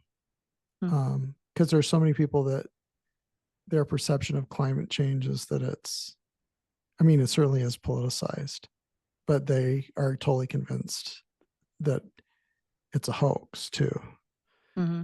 Um, and so I think if you had President Nelson talk about donating tithing dollars to something that would produce more clean energy or something like that, I think there would be some members that they would feel like that's gone too far because their political view of climate change, for example, is a stronger belief than their religious belief. Hmm. You Which know, isn't great. Like I think that it kind of goes to show you that whatever benefit religion has, it should be like a wisdom mechanism. And if your politics are overtaking your life, then that wisdom mechanism that the religion is supposed to be providing is not doing its job. I think maybe I don't know. I agree with that. Because I I do think think that's a benefit of religion when it's done well, and it doesn't seem to be working well. And I don't know if it's because it's not believable or what. It's not updating fast enough. If it's, I don't know. Like I can't help not believe it, right? And I can Jordan Peterson my way into seeing the good in it, but I still can't participate it in the same way that I did 5 years ago. There's just I can't make myself do that, and still I I don't know how to, and maybe there is a way, and I just haven't learned how. But I just yeah, I can't do that. But I was wondering like on this similar topic, like what do you think the imbalance like in the secular world, ex-Mormon world, there's obviously this political imbalance. So what do you attribute that to? I think a lot of people informed their political beliefs based on they informed their political beliefs based on their religious teachings. So, for example, with regard to abortion, Hmm. there were some people that maybe were social. I leaned social libertarian before. I was a social libertarian and an 11th article of faith kind of person. Hmm. So, while I wouldn't have elected abortion, I felt like it was more of a religious theological construct of when does the pregnancy become a person. Hmm. And so I didn't feel like government should get involved in that before.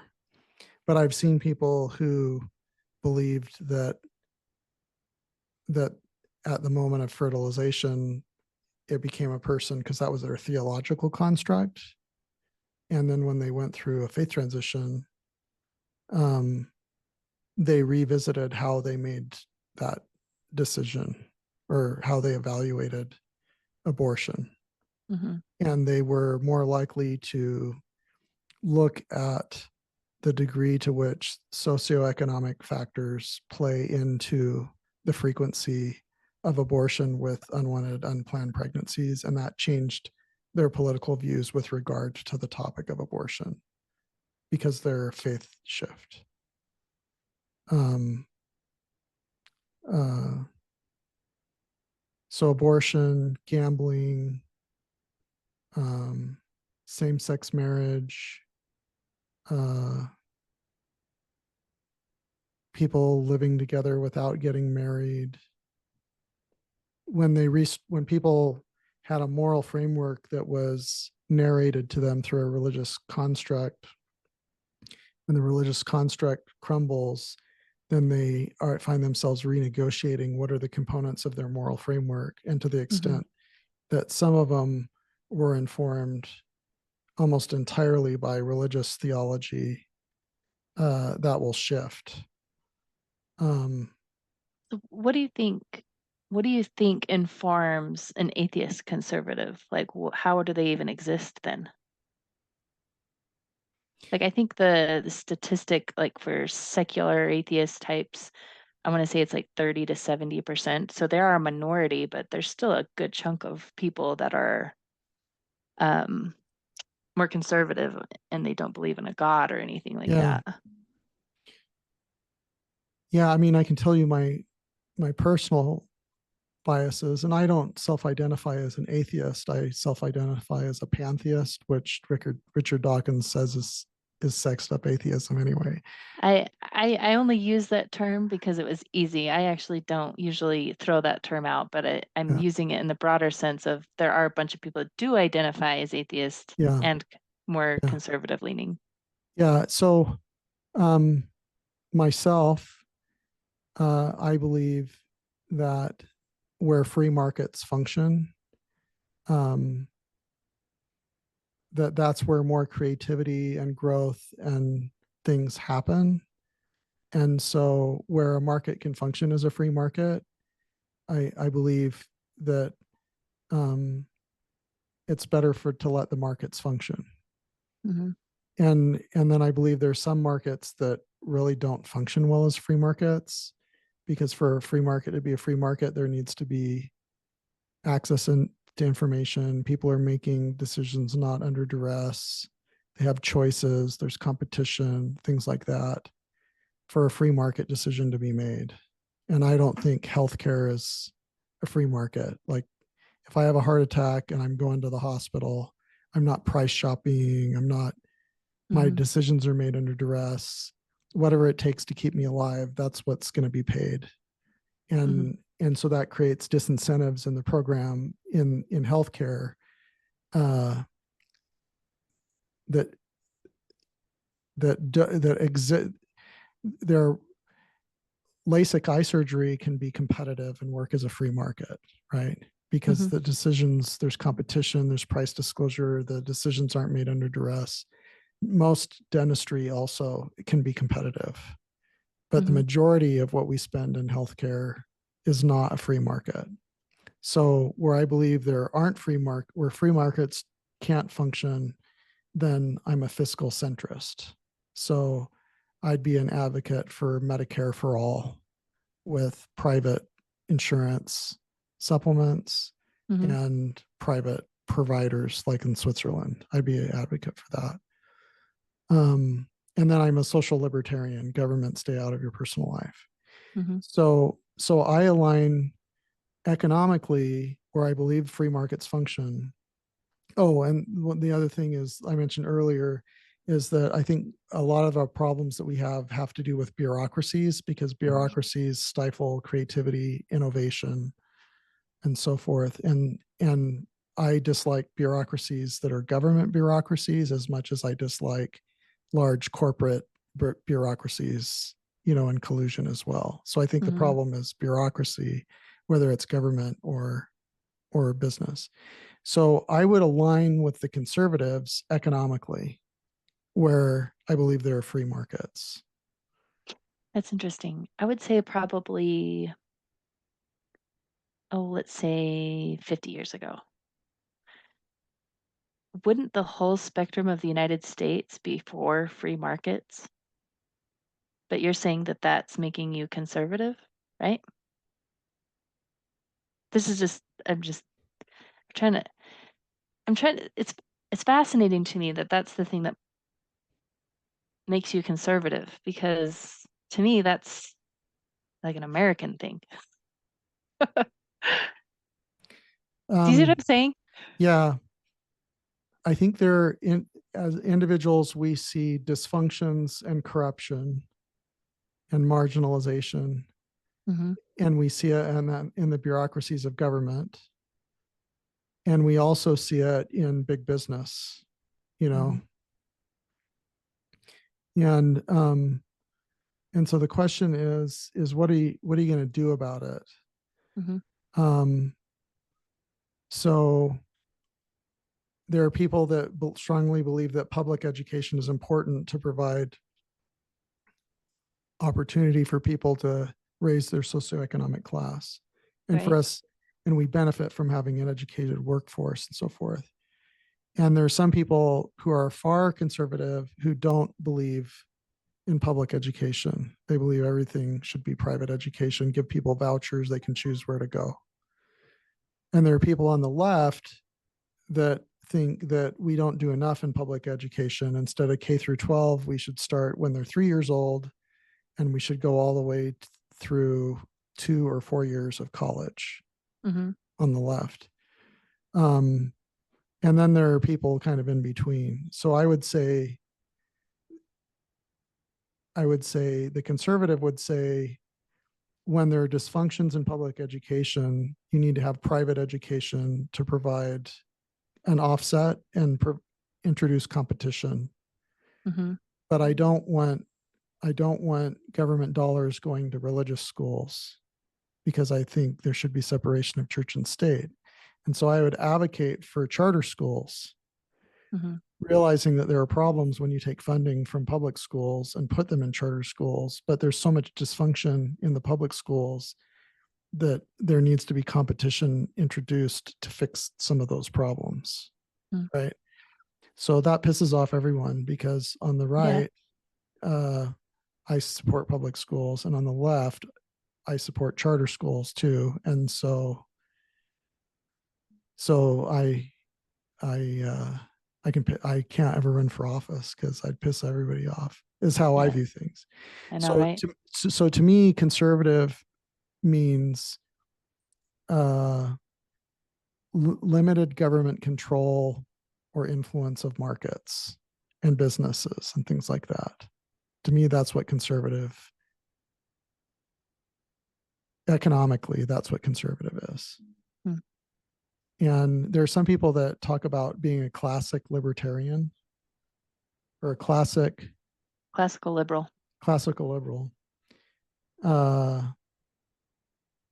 which is different than what a lot of people attribute to conservative today. A lot of people that contribute to conservative today have influence, I think, from like the religious right, so that they're invoking those kinds of values. And with the dynamic of Trump, they're evoking nationalism into what conservatism means. And it didn't mean that before. In the past, conservatism meant free markets, not tariffs and trade wars. You know, conservatism in the past would have meant that we had an immigration system that wasn't broken, so that we could get guest workers in where we have labor force participation problems. You know, that would have been a conservative approach. But what's happened in the US and other countries is nationalism and the religious right have co-opted, I think, political conservatism, at least the meaning that I'm attributing to it. So I think a lot of non-theists, you know, would say, who are conservative, would say it's preferable to deal with a system where don't have all the bureaucracy of government controlling and micromanaging everything. But then I would push back and say, you know, when Fortune 500 companies collude to do things, that creates just as much bureaucracy and dysfunction as when government's doing it, is what I would say. Yeah, I think if I were to say why the things that make, when I say, I'm more conservative leaning, it's small government. So it's like you can't collude with the government if it's too small to collude with. But example, I have, so Mattel makes toys. And, if someone comes in and says, hey, we need to have regulation on toys to make sure toys are safe and that we don't, make sure we don't have lead in toys and just, we don't want people selling toys that are going to be dangerous for kids. The big toy companies were the ones advocating for it because the the thing that the toy has to go through to be checked off as safe costs money, and that's an investment that they can make, but a mom and pop toy maker can't. And so that's the kind of stuff that the conservatives seeing. They're saying, oh, you want to be safe, but what you're not realizing is the unintended consequence of these big businesses being in bed with the regulators and making it easier for them to have a monopoly. So that, and I understand that there's the other side of that, of the monopoly, right? Like the fact that if it was just a completely like unregulated free market, that you would have banks, for example, failing and then the government's needing to bail out, right? Yeah. I understand that you can't just have no regulation at all, but it's just interesting that they're seeing two different problems. One side saying, hey, government needs to enforce these regulations to make things better and safer. And the other side saying, well, that's just making a problem worse. Like you're creating a new problem with that regulation that you just created. So you're making Uh, it harder. yeah. As a financial advisor, I see that all the time because I see insurance agents out there selling products, misrepresenting what those products will do Hmm. so they can earn a huge commission that tie people up into some sort of annuity product Yeah. that they don't have sufficient liquidity for what the client needs, and it never performs the way it was represented to the client.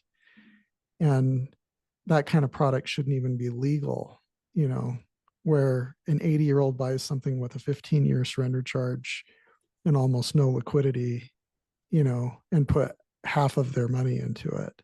Like, Wow. That is terrible. right, that shouldn't exist.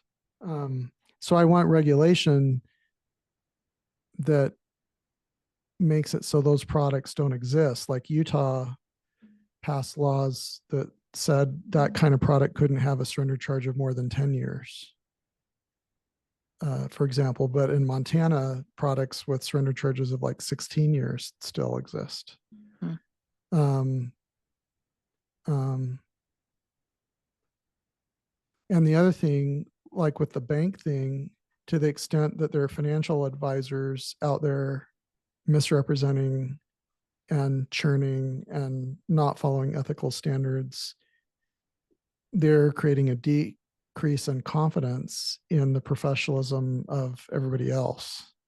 Mm-hmm. So, so, you know, if if a couple regional banks fail and everybody loses confidence in their bank, even though their bank probably didn't do the things of the other banks that fail, that it's a problem for the system. Because if everybody runs on the bank and they redeem their deposits, then our whole financial system crashes because all that money was loaned out.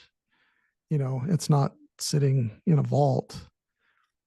Um, so I hate regulation, and but my business couldn't exist without it at the same time.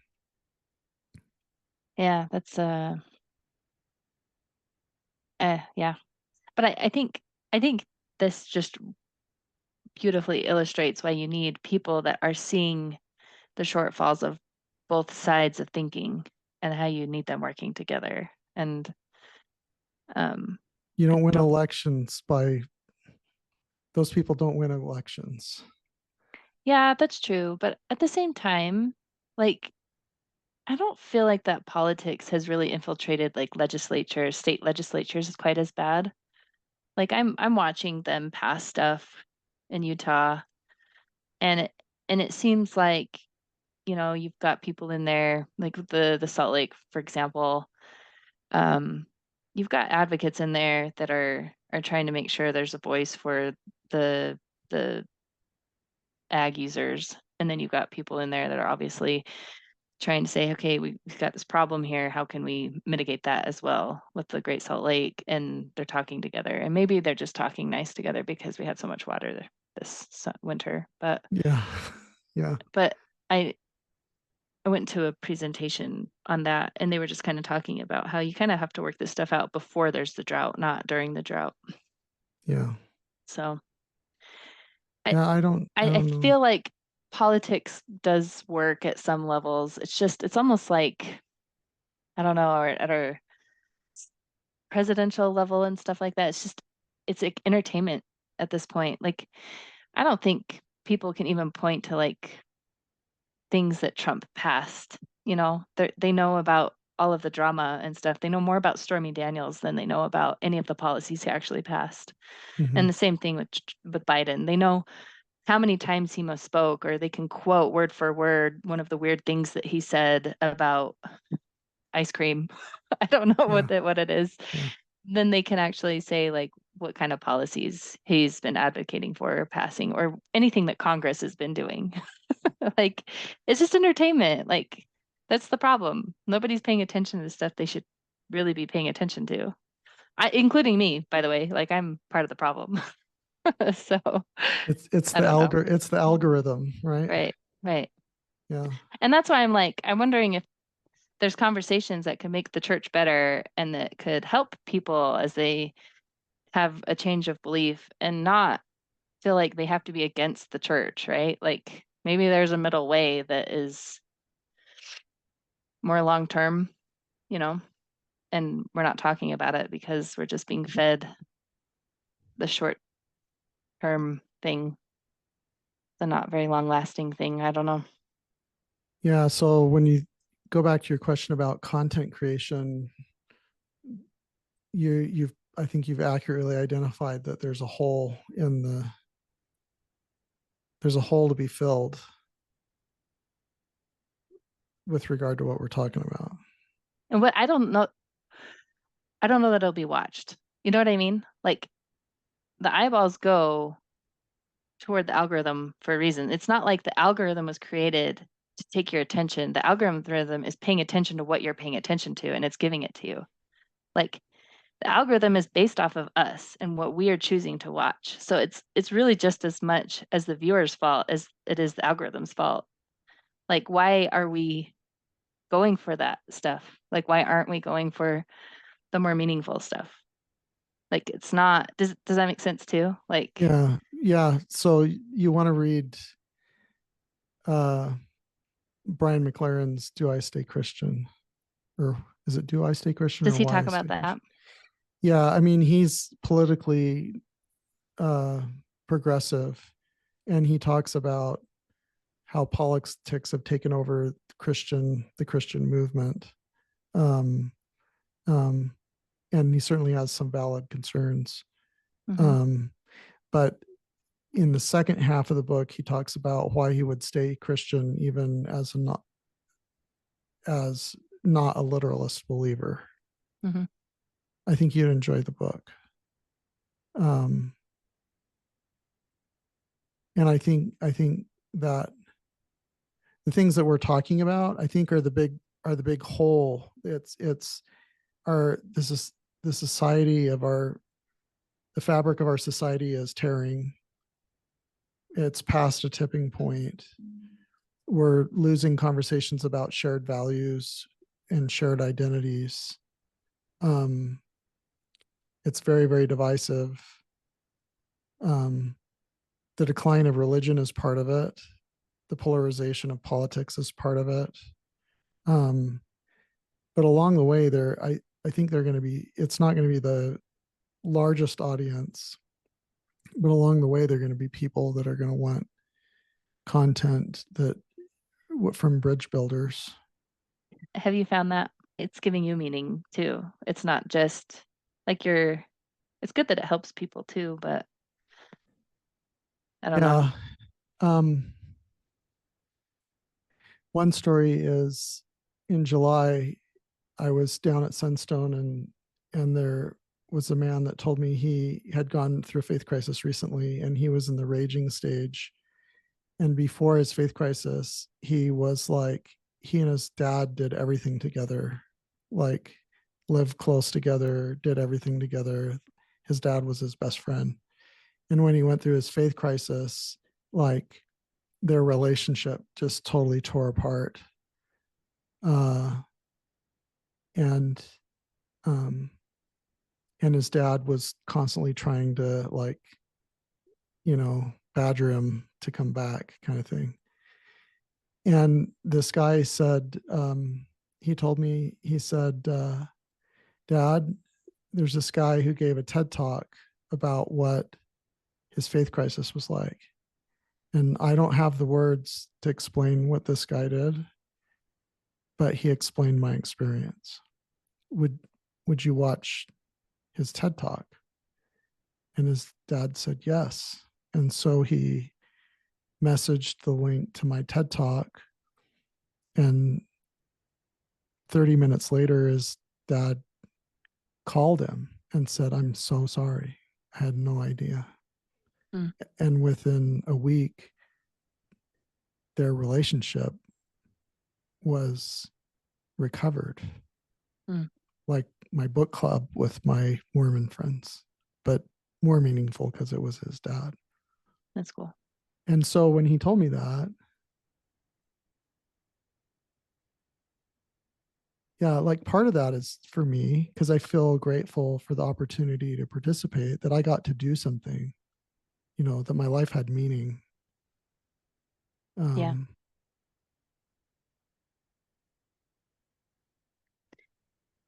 I think it's just because I attribute meaning to life as to participate in the lives of others. It's a difficult question. Some of the content that I create is just for me, working through things. Yeah. But some of it is exposing a degree of vulnerability that perhaps provides words or connection to somebody else that they maybe are seeking but not finding. Sure. No, I'm going to give you an example of why that doesn't motivate me. I'm happy when people, if someone listened to something I said and they were able to take it and use it and it made their life better. It's not that I like, obviously I'm very worried about creating meaningless content, right? Like I Yeah. think I don't want to waste people's time. I don't want to waste anybody that's listening to this. I don't want to waste their attention because I feel like my attention gets stolen from me so much that I'm just like, I don't want to do that to other people. So that's why that matters so much to me. So it's not that, but I know that there are people that give their life to religious organizations because it saved their life. You know what I mean? Like, so like that story you just told of it helping that relationship. I know that there's stories where there's something that I believe is illegitimate and they give that. And maybe I shouldn't be upset about that. Maybe that's a good thing. Maybe they needed that. But I don't think there's almost like an anti thing. If I got too many people saying, "Oh, thank you so much," I would start to get skeptical about whether I'm doing the right thing. Because it's like a drug. Like I use this example with Bill Rill on his podcast. Like if you give a drug addict more drugs, they're gonna say thank you. They're gonna think that they need that at that moment. But I don't want to be giving people something, and I'm not the judge of what it is. So at the same time, maybe I just don't know. But I know, I guess I'm just floundering in the space. I'm just doing what I'm doing, what I have I, time for. I don't know. I think you're being thoughtful. Those are all really big questions. Yeah. Yeah. But when I say I'm doing it for me, I think the cool thing is being able to meet people like you and like Tony um and all the people over at Porch Time, like, and just connect. Like I feel bad that the people listening can't do that at that level too, because it's kind of like you do kind of have these personal conversations, and you're just like, wow, I really like this, and this about Anthony Miller. Like, I hope I can be a little bit more like that, you know? Like, and you can do that from just watching, but maybe they have a question they can't ask you, you know, and Yeah. they don't have that connection to you. So there's that part of that is probably for me. Yeah. So I don't know. Maybe as people watch more of those kinds of discussions, um, it informs how they engage with people they know personally. That's possible. And that would be a benefit, right? I would Yeah. consider that awesome. Yeah. Um, just one last parting note. We can Okay. close up here. All right. I had this thought a few times and I never said it, but you were saying like I talk to people and I ask them things and I keep going down that road. And one thing I've been surprised about is how willing people are to talk. Like, I think sometimes we shut down the conversation before we even start it, assuming that it's going to go a certain way. We don't give people the chance. Um, but I've been surprised, and I don't. Again, it kind of depends on how you're going into it. I think when you're really willing to just go right in, you're probably not in the right mindset. But if you're hesitant to even go into the conversation, my guess is that you'll probably behave better. So just try it. I think you'd be surprised at how well the interlocker takes it, if that makes sense. People are patient. I think they give you the benefit of the doubt and they can sense that you're hesitant to say something, you know. But Yeah. does that make And sense what I'm saying there? it does. And I actually think, uh, to the extent that the conversations are either in person or on video like this, um, that's more helpful than when it's text on a social media website. Yeah, for sure. Yep. But Yeah. I engage in some groups that stretch me because they are mostly people with whom I disagree. But it's helpful for me as practice because it makes me better in person, is what Yeah. my belief is. So I think there's value in the leaning into very difficult conversations across significantly differentiated beliefs, uh, as practice to do better when we're in person. So yeah, I agree with that. As long as you're practicing how you would actually behave in person and not practicing how you'd yell, Yeah. right? Yeah. How to have impossible conversations. I probably read it twice and listened to it 3 times because I Mm, wanted to understand street epistemology and how to engage in very, very difficult conversations. You know, I imagine when he in the book writes about talking with like a Ku Klux Klan, you know, a white supremacist or hmm. something like that. Uh, you know, I imagine how emotionally charged that might be to deal with someone that's, Mm. you know, is so dogmatic, but that you approach the conversation with curiosity and with tools to engage the person in a productive conversation rather than just a shouting match. Yeah. Um, I think there's value in that. At least Yep. I find it. Yeah, it's definitely something that we don't have a chance to practice very much either. Right? Like it's hard to do it online and text, like you were saying. Yeah. And you're told not to talk about those kinds of things at work, so you can't practice there. Yes. And even with family relationships, like, oh man, if you could count how many relationships were strained because of like COVID, for example, I'm sure it was Yeah. tons. Like Yeah. we don't have the practice to have these kinds of conversations where we fundamentally disagree, Yeah. it seems. And doing it over the Thanksgiving table often doesn't work out very well. Once a year is not enough. Like that kind No. of goes back to the 5-to-1 ratio that David Osler pulled into his book. And I know he got it from somewhere else and I can't remember where, but I think that's a really very true thing, is that 5-to-1 ratio of having positive to heavy. Like, I can't remember what a conversation that strains you, that's hard. If you have one of those to every 5, like That don't. positive and Yeah. light conversations, Yeah. then your relationship can handle that. Yeah. But if it's heavy every single time you're talking to somebody, it's probably not gonna get excited about seeing them again, because it's like, oh, I know what that's gonna turn into. Yeah. So Yeah. anyways, We need to produce more content about that, I think.